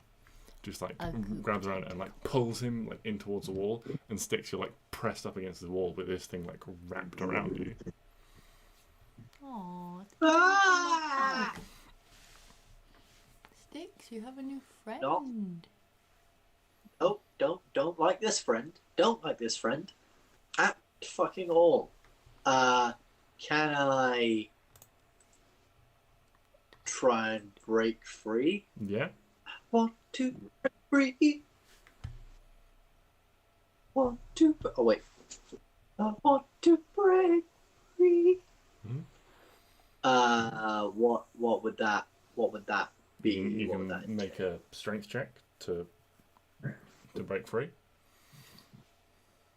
Absolutely. Strength check. No. Why You're did I like get rid of wriggling it? and trying to struggle, but this thing has got you like pressed against the wall. Up close, Okay. you can see there's almost like this section of wall where it almost like latches on like a limpet, and this arm comes out and is like wrapped around you. Oh, Jesus. Can I, as that has failed, if that's my, like, action, can I just Misty Step out? Yeah. Cool. Yeah, Misty so Step. you like crane your head around and look back towards your companions and cast a Misty Step, and just this thing just almost like closes back in on itself. And now when you peer into the shadows and you can see that there is this small like black limpet like disc of dense shadow, like denser than the shadow normally is, which caught you off guard, but now you know what to look for. You can see that this thing has fully retreated with nothing in range to strike. It's just retracted back. Can Piper light up one of his swords and just like point it to see if the light does anything to it? Yeah. So Does that make the shadowy sections of the keep itself is lit up, but where it just highlights basically this sort of black, almost limpet bullseye on the wall where this thing is. oh, Jesus. Piper sort of holds his sword out and edges slowly towards it. Yes. He's doing that with one hand, and with the other hand, he is casting Scorching Ray. Mm-hmm. Because fuck that thing in. Okay. Roll to hit. Don't fail me. 27, yeah, that definitely hits. 3 rays for first level, right? 9.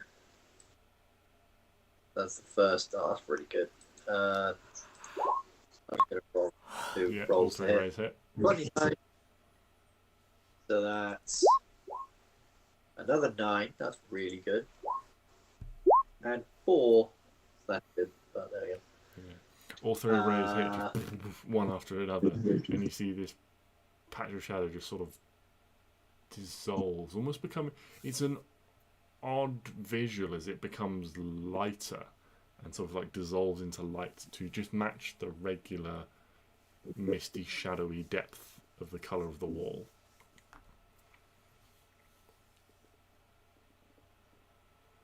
That was weird. Let's get the fuck out of here. Please. Excellent. Glad we're on the same page. Run. Are you you're leaving the fortress, or are you delving deeper in? We're delving deeper in, just getting away from this. Just getting away from this spot. Thing. Okay. But I think from now on, Piper is gonna try and actually, no, realistically, Piper ain't keeping up with Stix. Piper's scared of shit. Never mind. Stix is just will ask for Klari's aid in keeping a lookout for other such oddities and things. Yeah. Easier to do now that you're aware that such a thing exists. Make a perception check. You're leading with Klari's aid, you can have advantage. Yay! Can I guide myself? You can. Or my magical miscellany? I feel like I'm cheating. There's so many things. I mean, if you wanted, you could bardic inspiration yourself as well. Oh my god. Piper is way too concerned with the lashing shadows. See, he's, on his mind, on the very forefront of his mind, is still the fucking... Like, he thinks any second now there's going to be a massive, like, vortex tornado that springs through and kills us all. So Piper is... Yeah, Piper's out of commish. Terrified. So that there, JJ, with advantage is a 9. Cool. Good to know.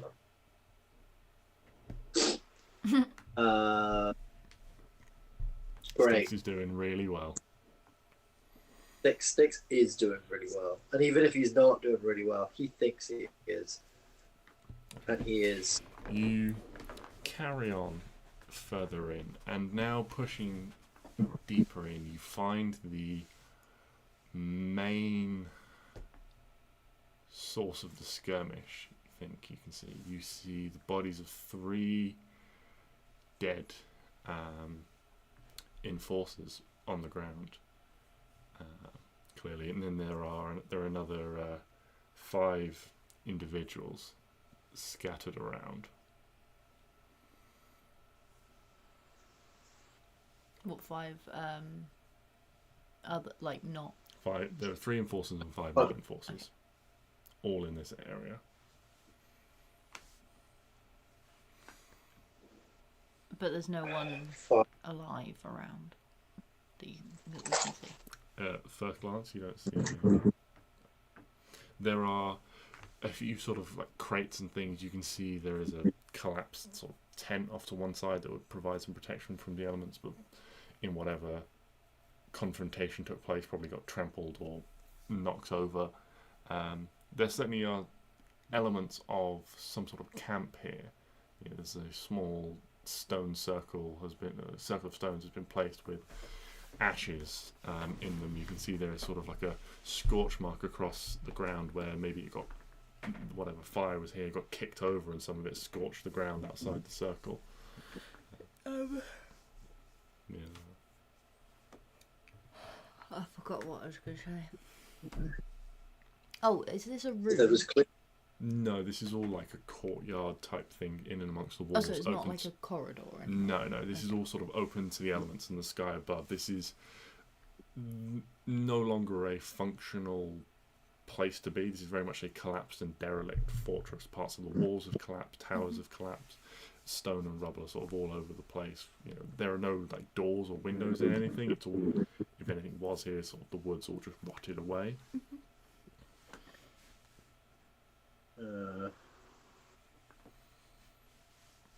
Oh shit, I just realised that. Not a second level spells.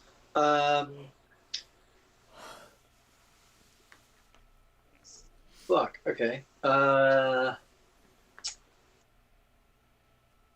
Is there anywhere that people would hide?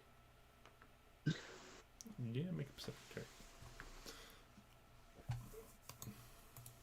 Oh my god. What? Stix will help Oh. How exciting. What is it? as he's leading the way. Is leading the search. Oh, 14. Some of the towers, you know, where they're sort of like partially collapsed and there's a bit of rubble inside, there's you can see through the doorways there might be, you know, sort of an area where someone could hide in there maybe, but you're not too sure, sort of looking around whether or not they would be great hiding places if you were looking for somewhere to hide. I go. Oh, fuck's sake. Can I go and investigate it to see if there's anyone just like trying not to be seen or anything? Yeah. Yeah. You can make an investigation check to search the surrounding area as you sort of, you know, push through and maybe like try and shift some of the rubble to see if anyone sort of like pulled anything over themselves to hide or anything like that. Bloody hell. But yeah, I mean, moving through, you don't spot anything that like leaps out at you. This all looks like it's been settled for a long time. Okay. You don't think there's anyone hiding here. Fair enough. Yeah, there are these 8 bodies in between, scattered around, you know, this sort of campsite of things. And as you're also looking over, if Barnif comes through, it's like, oh no, do you think this was everyone, or do you think the smugglers, anyone got away? I don't know. I've never been here. Can Stix maybe start looking for like, tracks of people who potentially could have gotten away, or Yeah. where any survive? Like, because surely someone had to survive this fight for everyone to be dead. Yeah, make a survival check. Maybe there's got to be, maybe some kind of tracks. Fucking 14. 14, piece of shit. So you look around, and there's a fair amount of foot traffic over this area. You know, the destruction and whatever confrontation took place has kind of obliterated any sort of sense of tracks, and you sort of backtrack a little bit, and you don't really spot much coming in. But you can see there's a high traffic area off in one corner towards one of the partially collapsed towers. And leading that way in through the door, you can see there is a mostly functional staircase. And actually some large pieces of timber have been like wedged into places to bridge some small gaps. And leading away sort of up and up and up and up and up, you get to a partially constructed, partially maintaining floor on the top, out exposed to the elements. But you can see that a strange sort of lamp has been affixed to one of the crenellations on the top. It looks very much like a sort of miner's lamp of some description. It's got, you know, a bit where you can open the top and put things inside, and sort of light them to burn them. But the glass on the front, where normally you'd have this sort of wide open aperture to spread the light as broadly and as widely as possible, seems very narrow, there's almost like a cone of glass on the front that goes to sort of a dull point. It's a cremelation. Crenellation is the like uppy downy rectangular bits on the battlements. What's a battle? On top of a castle, so on top of a castle wall, you know how it looks like this? Ah, yes. These are the crenellations. Ah, the little peaky holes. Yeah, the little peaky holes. I was trying to Google it and it was just showing me cremations. And it wasn't going well. Yeah. So you find this like strange lamp up here, and it's been fixed in place. There's been like stone pegs, metal pegs have been hammered like into the stone to fix it down.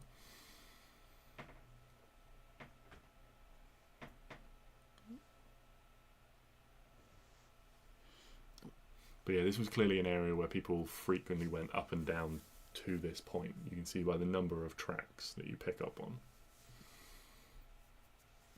Maybe we should move to this area and see what's here then? Yeah. Maybe that's what people were... Yeah. Alright. Let's do it. How long has it been since casting seeming? You're still, it's probably a little over, 3 hours. You've still got plenty of time on seeming. You've not been here overly long. It's maybe 20 minutes, half an hour to sort of go through, look over the couple of bodies you've investigated, stuff like that. Okay. Cool. Awesome. Continuing on to this area of high traffic. Mm-hmm. Yeah, you head up. You all head up there at Stix's behest. You can, looking around, the obvious signs you see, there's like a bedroll up there and stuff like that. At first glances, there's not a significant sort of like obvious sign of anything that stands out to you. Did you say there was one bedroll? Yeah. Does it look lived in? Like freshly, not freshly lived in, but Somewhat recently used. Yeah. As much as a bedroll can, Hmm. Yeah, like it's certainly not sort of like dry and mouldering from disuse or anything like that. It's not like covered in dust and. No. Ooh, so there could be a No, person here. No. Well, could be. What else is around? On the top here, nothing. There's just this lamp and this like bedroll and like a little. You can see that like a couple of stones have been piled up that maybe might be like a sitting point for a lookout or something. Do you say the lamp was on? No. It's Okay, just sorry. It's just a cold, empty, like black metal lamp Okay. with this strange, like pointed, focusing bit of like conical glass in the front. Okay. What does conical? Like a cone. Okay, thank you. Sorry. It's alright. Like my eye. Like your eye. Yeah. Oh yeah, I didn't tell you. Yeah. I went to the opticians, and that's why my left eye is weird, because it's shaped like a cone, not like a curve. Ooh. Interesting. Ben's got finicky eyes. I do well on my left Funky one. Right. I was going to say funny and then funky, and I kind of got It's funny. finicky eyes. That's cool. Do you need anything for them then? No. They tried sort of setting me up with like lenses for glasses to it, but I would like the thickest, most advanced lenses that I could get from Specsavers only helped a tiny bit. No, that's not good. So no, it's not. Like I can't read what's on the screen right now with my left eye. Can't read like visual spells. It's probably bad. I'm right. That's perfect. Yeah. So I have to go to a specialist. See what can be done. Well, hopefully they can do something. Yeah, it's not too much of a bother. Anyway, If you go Bad blind in things. one eye, do you get a dog? Don't know. I think we do. Because, well, you can do, because if you only have one eye, then it can fuck your depth perception. So you could, like, think you're, like, really far away from the side of a road. But, Chantal, you know what to do. well, no, because the problem would be is that generally they train Labradors, but I'm allergic to Labradors. They So- train quite a lot of different ones now. I watched a a series about it. It was cute. Yes, you know what you have to do. You have to cut my eye out. That's it. Well, then we legally have to have a dog. Yeah, but then I have to drive off it. Oh, yeah, that's a good point. We'll get the dog to do that. It's fine. Dogs can drive. I've seen it. Like, Huh? solely in an open area. That's all right. Yeah, some dogs drive, but I Did don't an episode of Scooby Doo. Anyway, What would we do? yeah, no, I Don't know. One of them you've got. Oh yeah, we're in that room. Yeah. You're at the top of this tower with this lamp. we're at the top of this like lookout tower, whatever, where there was a lot of high foot traffic, but no one's here. There's a bedroll. There's a lamp. Let's go Where- back down. Continue Really into this quickly, place. Yes. Where the little like pile of stones is for a lookout, Yeah. what was it looking out at? So it just sort of like looks vaguely over in like you can pick up like the general direction where this lamp is aimed. Will it have seen us come in? No, this is like you guys. If you guys came in from the south, so to speak, this is pointing north. Oh, okay, so they haven't seen us and run. Okay. Is there anything over there? No, it just looks out into mist. Yeah, okay. You can see like a little bit of the ground beyond, and then like just about the edge of the cliff, and then it's just mist beyond that. Fair enough. Yeah, go back down there. Can I? Oh, can you cast this? Yeah. Can Piper start ritual casting detect magic So and try and cast that, so that then eventually we might be able to have some kind of magical illusion hiding people or places, or if there's like just cast detect magic and something that like you can see loads of like invisible mind flayers all around us. yeah, okay. So yeah, that's going to take 10 minutes to ritual cast detect magic. What's everyone else doing in the meantime? He's just hanging at the back while you guys are doing that. While everyone else is like walking, he's just hanging in the back, ritual casting. What is So ritual casting is a feature that some classes have where you can take 10 minutes plus the usual spell casting time to cast a spell without consuming a spell slot. You can do it as a druid. It depends. Not every spell can be cast as a ritual. It needs the ritual spell tag. Yeah, So detect magic, for example, is a ritual spell. because I've seen it, but I didn't know what the spell it And was. I'm not sure. Not every class that can cast spells can And ritually cast. For example, paladins can't ritually cast. It will. Druids can do it. detect poison and disease. So It's under spellcast. spell casting. So you see here where it says under spell casting, ritual casting. Oh, So clerics can do it. Obviously, wizards can do it. Wizards, you still need the spell prepared as a druid. If you're a wizard, you don't even need the spell prepared, which is pretty dope for wizards. But they're the only ones that can do it. Really? Yep. Good. So I I have, guess it's in the spell book, so kind of. yeah. So I have a bunch of spells like Phantom Steed and breathe underwater and identify, for example. I never have identify prepared because it takes 10 minutes to cast anyway. So in a situation where we've got 10 minutes, I take 20 minutes to ritual cast it as Felix. Yeah. Yeah.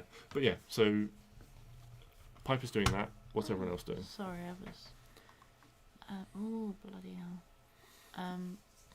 I think Stix will just start leading people further into the.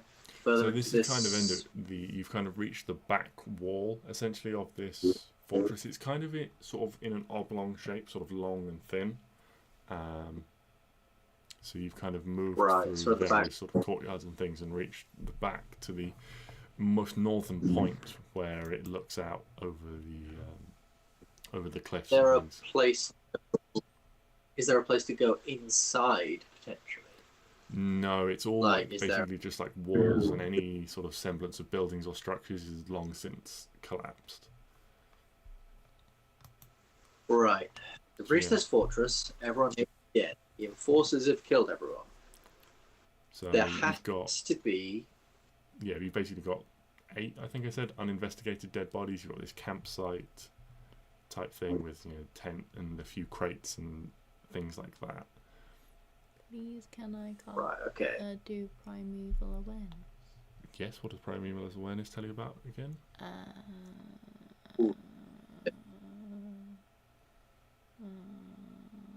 Aberrations, celestials, dragons, elementals, fae, fiends, and undead. Yes, you pick up the presence of multiple aberrations. What's it?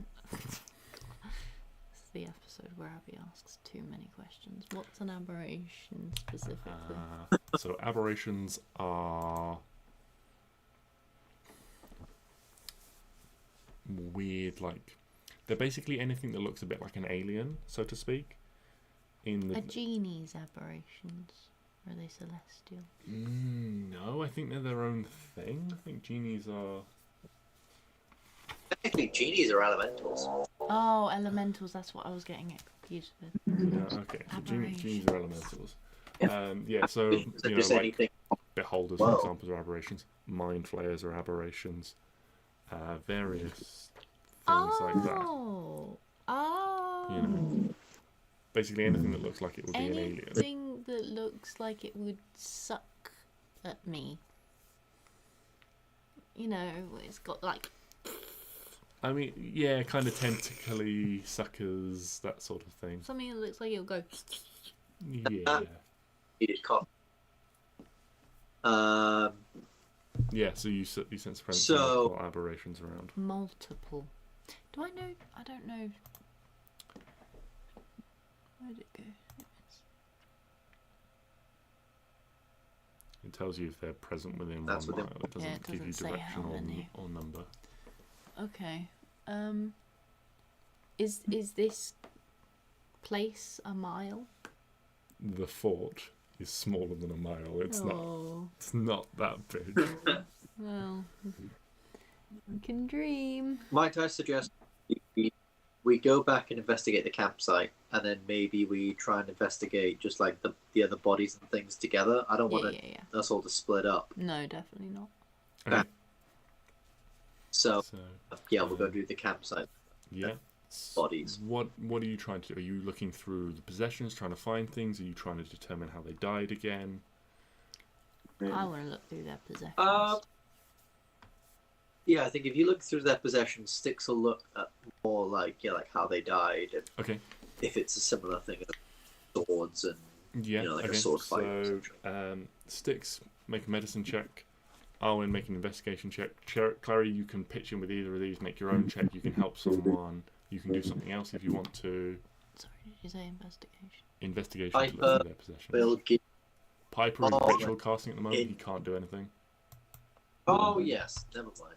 Yeah. And this is just during that 10 minutes. Yeah. So Stix needs to make wrong character. Checkaroonie 15. Yeah.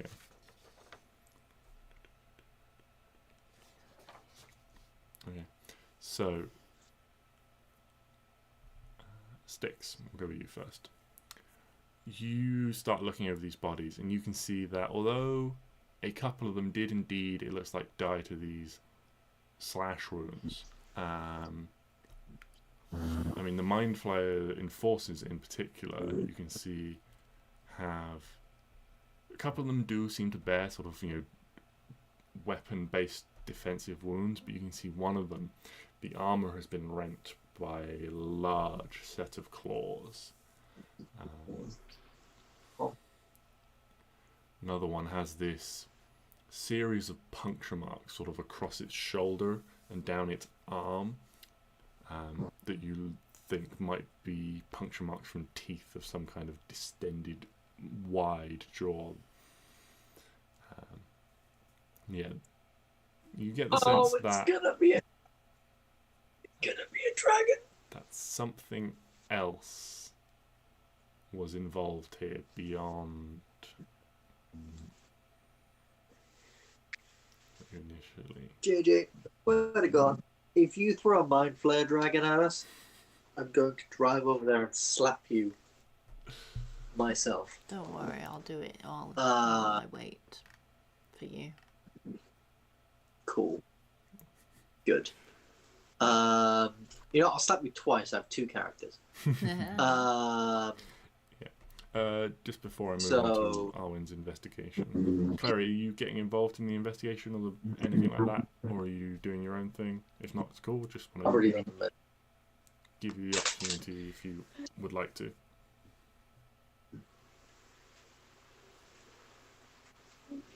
Can I help Arwen? Yeah, you can help Arwen. Arwen, you can roll again and have advantage.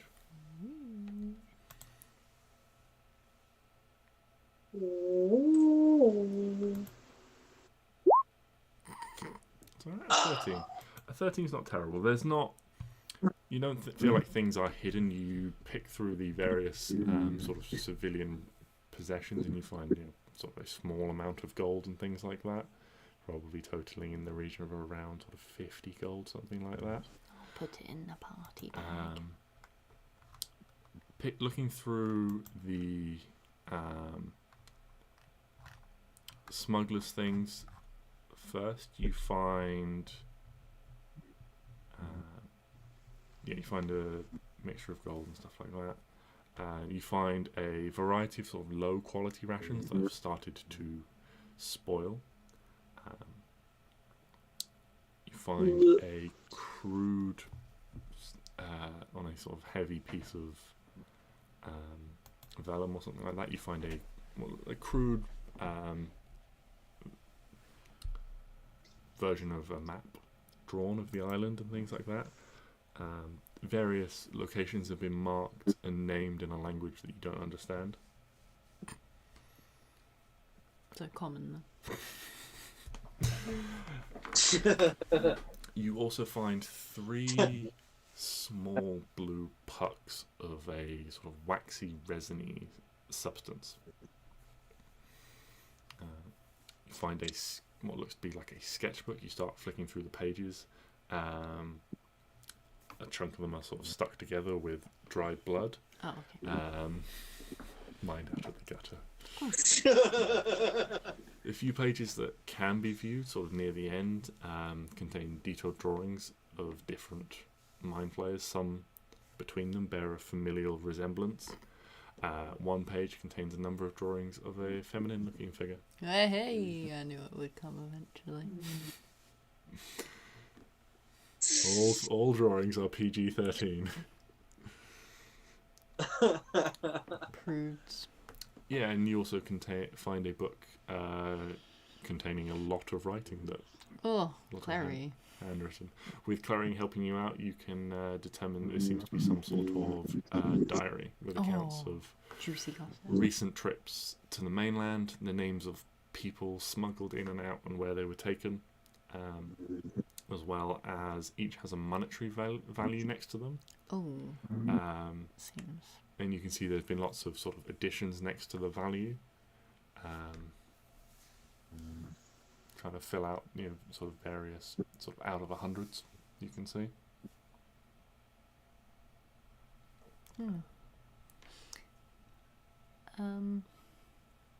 The diary also sort of coordinates in a like day-like period.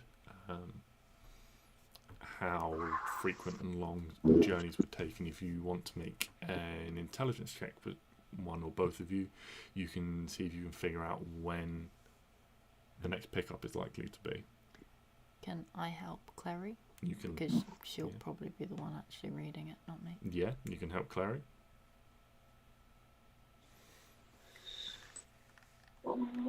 What check would Just an reading intelligence check to sort of look at the patterns of things and when they were dropped off, when various pickups and things like that.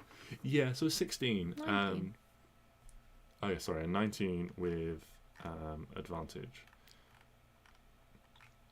leads you to believe that you're actually very, very close to the next pickup, and that it would be what you suspect is the following day.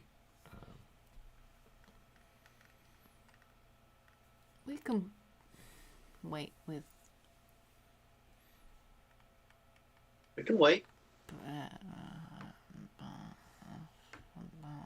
Barnum. No.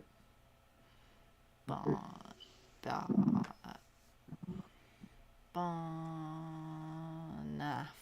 So close. Barnef. Barnef, well done. Looking over the mind flayers in forces, you find 2 pairs of manacles, and you find 2 Like in their pocket? Or on their wrists? like on their person, Wait. like things that they carried with them that could be applied to other people. Mm-hmm. And you find 2 bottles of liquid that have remained intact. Mm-hmm. Between them, their breastplates are pretty beaten up, but one of them you think might be functional if you wanted to keep it or take it for whatever reason. Also, you find strangely 4 sword hilts amongst them, but no blades. And you find a variety of high quality brain rations, which you can or cannot give to Barnoff. The liquid, can I Yeah. smell it? Yeah, so one of them has a quite sweet sort of aroma, with maybe you might detect sort of slight undercurrents of sort of like rotten egg sort of. But it's like slight sort of like a sweet tinge to it. The other one is, you've no idea what it is, but it is certainly alcohol. It's very, very strong. Okay. Those weird blue pucks as well. Yeah, they remind you of sort of like a wax or something like that. Can I ask our mind flayer friend? Barnef. Yep. I'm going to get that written on your hand. Yeah. Or if he knows what these are. I'm going French, that's not his accent at I all. don't know why. I have never seen. I can't Why get are you rid. going French? I don't know. He might It's just just have very to. Be, softly spoken, that's Yeah. all. it's like Just whisper a bit. I don't know. I've never seen anything like that before. It's yeah, no, it's strange to me. I mean, yes, I mean, some of the other things I might be able to help with if you want, but I've not seen anything like that before.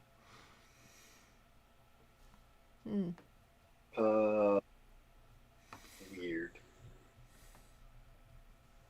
Okay. Can I smell these? Pardon? Can I smell them? You smell them? Yeah. Yeah, they have a strong sort of oily tang to them. Piper, lick this. About Okay. this time, Piper, your No.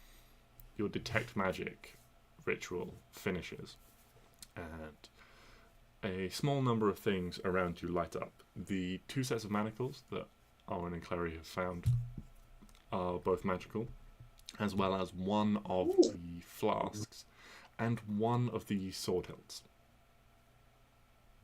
One of the flasks and one of the sword hilts. Oh my god. Okay. If you hold it and then go Does wah, does the blade come out? Like one of those Is it a children's lightsaber? lightsabers. You hold it and you go. Does anyone "Why?" have a mean Yeah. identifying thing? So sad. Hit. Options are used a lot. It's just a day.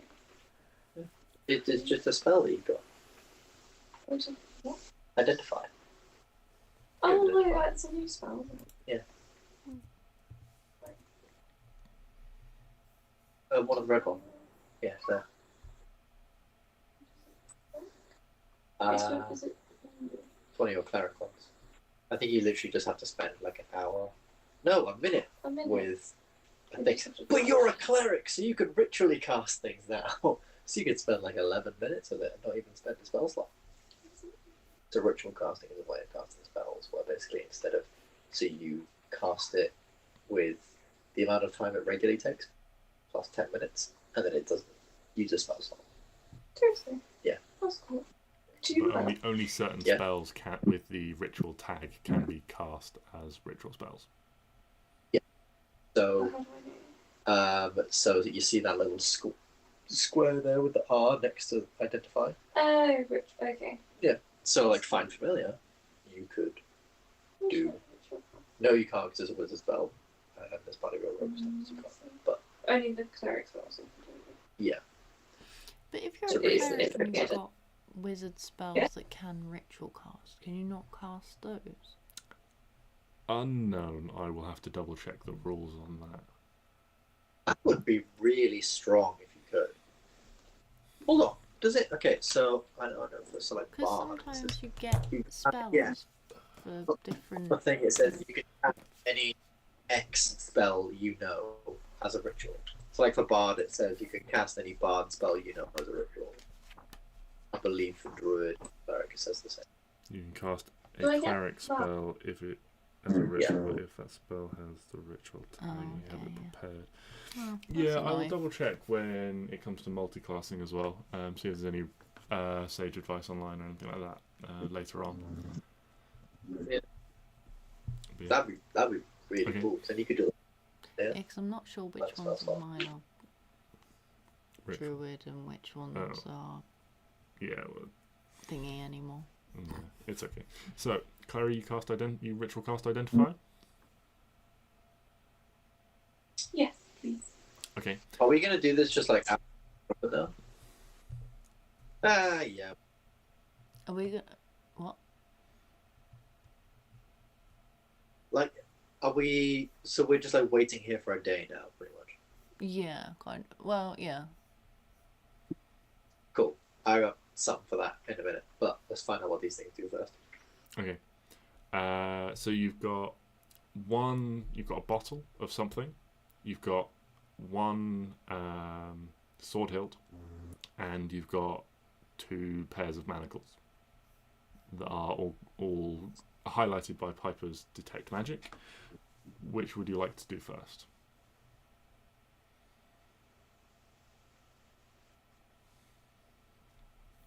Bottle, sword hilt, manacles. Come first. Any that you guys are more interested in? Sword hilt. Shit, sounds cool. Could be a lightsaber. Sure, I will do this sword. Okay. So Sword hilt. the sword hilt. This sword looks like an ornate hilt of curling tentacles. Upon speaking a command word, a shimmering blade of force extends forth from the hilt. Depending on the command words spoken, the hilt will either turn into a rapier, short sword, or dagger. The sword is magical with a +1 bonus to attacking damage rolls. The damage type is force.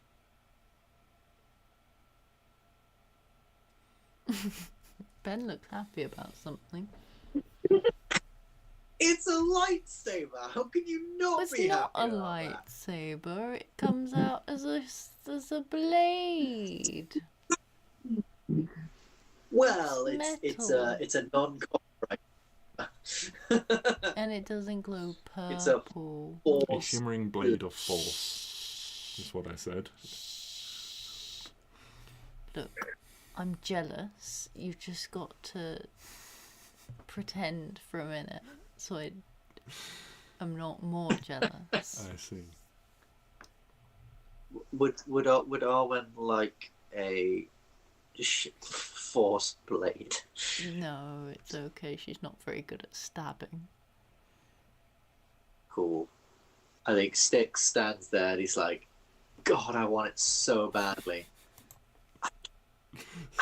It would be... Stix festooned in weapons. But he also looks at his spear that he's literally never used in combat yet, but he spent thousands of gold on. He's like, you feel old now. You're like a toy I've used. I want a new one.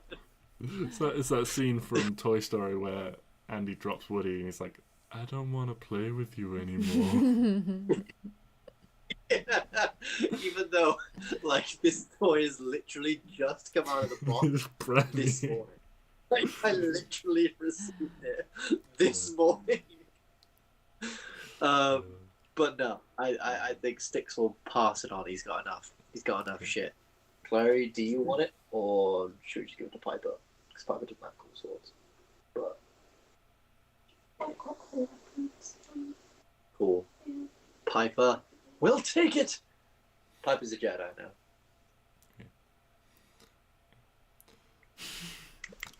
What would you like to look at next? The bottle or the manacles?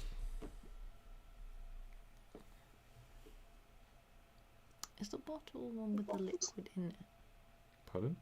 Is the bottle the one with the weird egg liquid in it? Yes. Ugh. Yucky. Yeah, I'll do the bottle. Okay, so you learn this is a bottle of something called neuroentamine.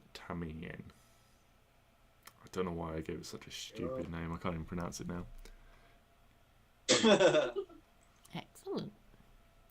Yeah, I don't know how it's supposed to pronounce, but fuck it, we'll go with that now. Basically, this is there's enough for 2 doses. It is a rejuvenating elixir used by mind players to replenish their psionic powers. 1 dose, you can drink 1 dose as an action, and it will grant the benefits of a short rest. There are enough for 2 doses. Wow. Oh, I'm yeah. not touching Shit, that keep thing. that stuff. Smells like eggs. Sounds so good. And How do you spell Rowan? Oh, I don't know. Just Just call it type rejuvenating egg elixir. juice. Oh. Because it was supposed to be something like neuro related, but I've fucked up the spelling on that, and now I can't even pronounce it. So it's just a cluster of letters in my notes now.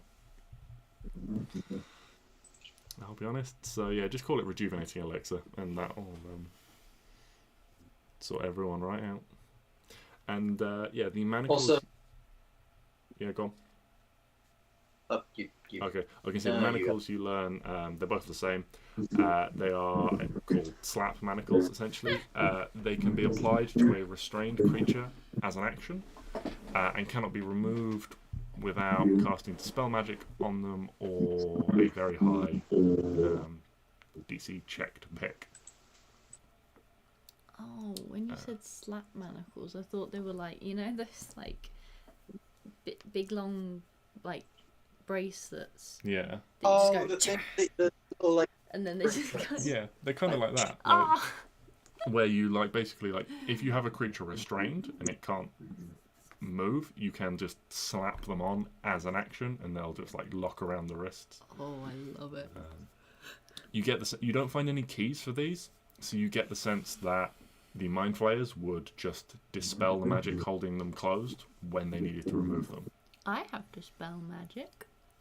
Yeah, so they are very difficult manacles to get out of, but a creature needs to be restrained to apply them. Can I have them?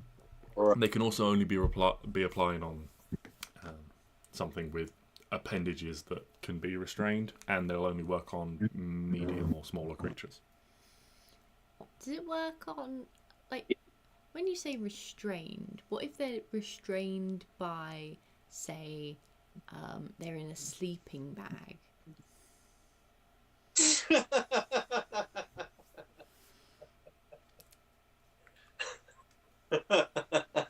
Or like a squirrel might be just sat on them or something.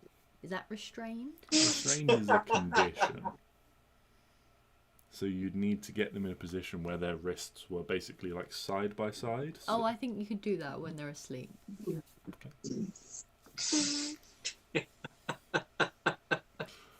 Well, now I'm scared, but sure, have them. Get pranked, bro. I was going to ask. So that sword hilt, does it have any bonus to hit, or is it just it deals +1. force damage It's +1. on a hit? Weapon. +1. Great. +1 weapon. And yeah, depending on the command word you speak, which Klari you learn when you identify, and as the owner of, you can make up if you wish, or you can just speak the command word, and it can become, as I say, a rapier, a short sword, or a dagger, depending on what you would like it to be at the time. I'm desperate to know what Piper's command word is. Viagra. I was gonna go schlong. One mind. Nope. Same as his safety word. Harder. I mean, pineapple. Excellent. Yeah. Okay. So, okay, well, that's very interesting. So we're just waiting here for a day, right? Yeah, if you'd like to. Well, I feel like otherwise this guy's gonna die and it'll be a bit awkward. Mm-hmm. Yeah. Because Okay. we still need to ask someone if they know where the... Mm-hmm. Yeah. So you guys are waiting. You presumably take some preparation to start setting up your own camp of sorts, removing the dead bodies and things, I'm guessing. I mean, No, it's part of the decor. Fuck that's entirely up to that. you. As you start... Fuck that noise, JJ. Have you got the tent? No, we're not squalling in some camp like animals. Does he have the tent? No, sir. We are living like kings. And I will offer to create us a house What level spell is that, Ben? if you guys. That's a 7th level spell, JJ. What level spell is plane And I've shift, Ben? used plane shift to get here today. Ah, no! It's fine then. I will ritual cast Lehman's Tiny Hut. Tiny And- tent man. Yeah. And yeah, it looks like a little tent. I mean, it's meant to be like a dome, but it's like a domed tent. You know? And Wait, what the hell is We the got a little- spell that makes a house? you don't need to worry about it. You'll find out. Not right now. It's a surprise. You'll see. How many You'll see. bedrooms does it have? You'll see. You'll How many find out. bathrooms? Is it on the market? You'll find out. So, you set up Lehman's tiny hut for everyone. A warm, safe, Ritual. impenetrable bubble for everyone to hide in. And you all settle down to rest together. Uh-huh. I think it lasts for 8 hours. If no one stops him, helps himself to the high quality brain rations that were amongst the mind flayers, and you can see him sort of Still keeping my eyes on it. slowly sort of picking his way Yes. through. There's a reasonable amount, so he keeps a little bit on him. You can see as he, over the course of the evening, he seems to become a little bit more alert, even as you all become a little bit more sleepy, and he starts manipulating objects very quickly, sort of over the ground, whereas previously when he'd demonstrated it had been sort of relatively slow. He starts like moving things around like quickly, sort of like uses his psionic powers to like pull a stone to him at rapid speed, and then fires it off out the side of the dome, where it just this small rock shatters against the wall. Is this man doing drugs? He's doing performance enhancing drugs. Oh god. But yes, you all Jesus Christ. settle down. Did not give food. I'm just saying that now. As you know, you begin to take up watches and the evening settles in, you do notice a dimming of the light. It becomes darker and more shadowy. It never fully becomes night like you're used to, only dropping to a level of dim light. The shadows around deepening and lengthening now and becoming properly dark in some areas. And during this time, you watch as a section of wall begins to ripple slowly. The shadow against it pulls out, coalescing into a form. A claw puts itself into the ground and drags, and a second hand reaches down, and this dense coalition of darkness rises up, standing 10, 12 feet tall, this large, black, shadowy figure looks down, and you can see it examining the dome. This guttural, unearthly language.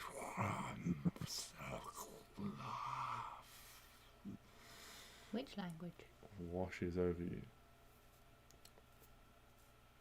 Do you speak deep speech? I don't think I do. Piper casted once per day, free casting of comprehend languages. And you just hear this voice that says, "What have we got here? More treasures, delicious trinkets."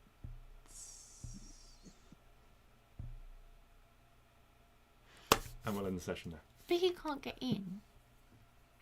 He can't get in the tent, right? Yeah, you can't. Can't get in the tent. You can't get in Stay away from me. because says Stop it! Don't look at me like that. creatures and objects within the dome when you cast a spell can move throughout it freely. All other creatures and objects are barred from passing through it. Spells and other magical effects can't extend through the dome or be cast through it. I would assume that either these things are not, because he said he had abilities, but we don't know if they're magical abilities, but I would assume they're magical abilities. But then that depends on whether you think that the abilities that Ben knows they have, but Piper and Stix don't know they have, are considered magical. Assuming you know what this creature Or- is. Or we're maybe just sat here fucking terrified for a while. Well, I didn't like anything that we did this session. A belated happy Halloween. There was fucking brain bacon. Yeah. There's a mist. It's Why do you fucking ruin creepy. There's Why do I remember bacon? no. Thinking To about be all fair, that you delicious actually bacon you have. had earlier. No, I'm that now looks imagining creepy. like grey bacon that's like all like that sort of weird shape of like brain that's like squiggly. Hmm. Like if you took like a slice of brain with like the wiggly outside and just dried it, Yeah. Yeah. and had like little like wiggly veins running through it. Yeah. What's your problem? What's my problem? I'm trying to be unsettling. Is it working? No. Failing miserably. No, I'd have to try harder then. Yeah. I could tell you what the rejuvenating elixir's made from. Or the alcohol's made from. Yeah, go on then. The alcohol's made from fermented brains. And the elixir? These guys need a more brains. balanced diet.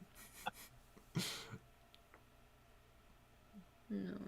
I'm seeing a lot of carbs, a lot of grey matter.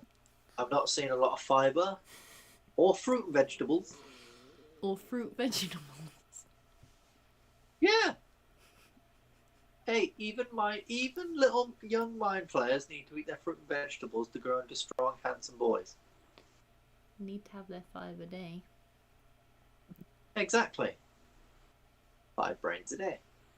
No. 5 IQ a day. And vegetables. Or 5 adventurers a day. As this shadowy beast is going to have. No. Also, Yeah. there's only 4 and a peasant. Yeah, sometimes you have to make do. I'll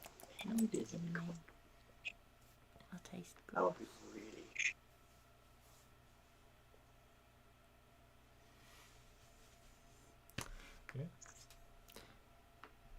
Yes. That will do for session this week, and we'll see how we get on next week. Safe inside your little dome. Yes, that I'm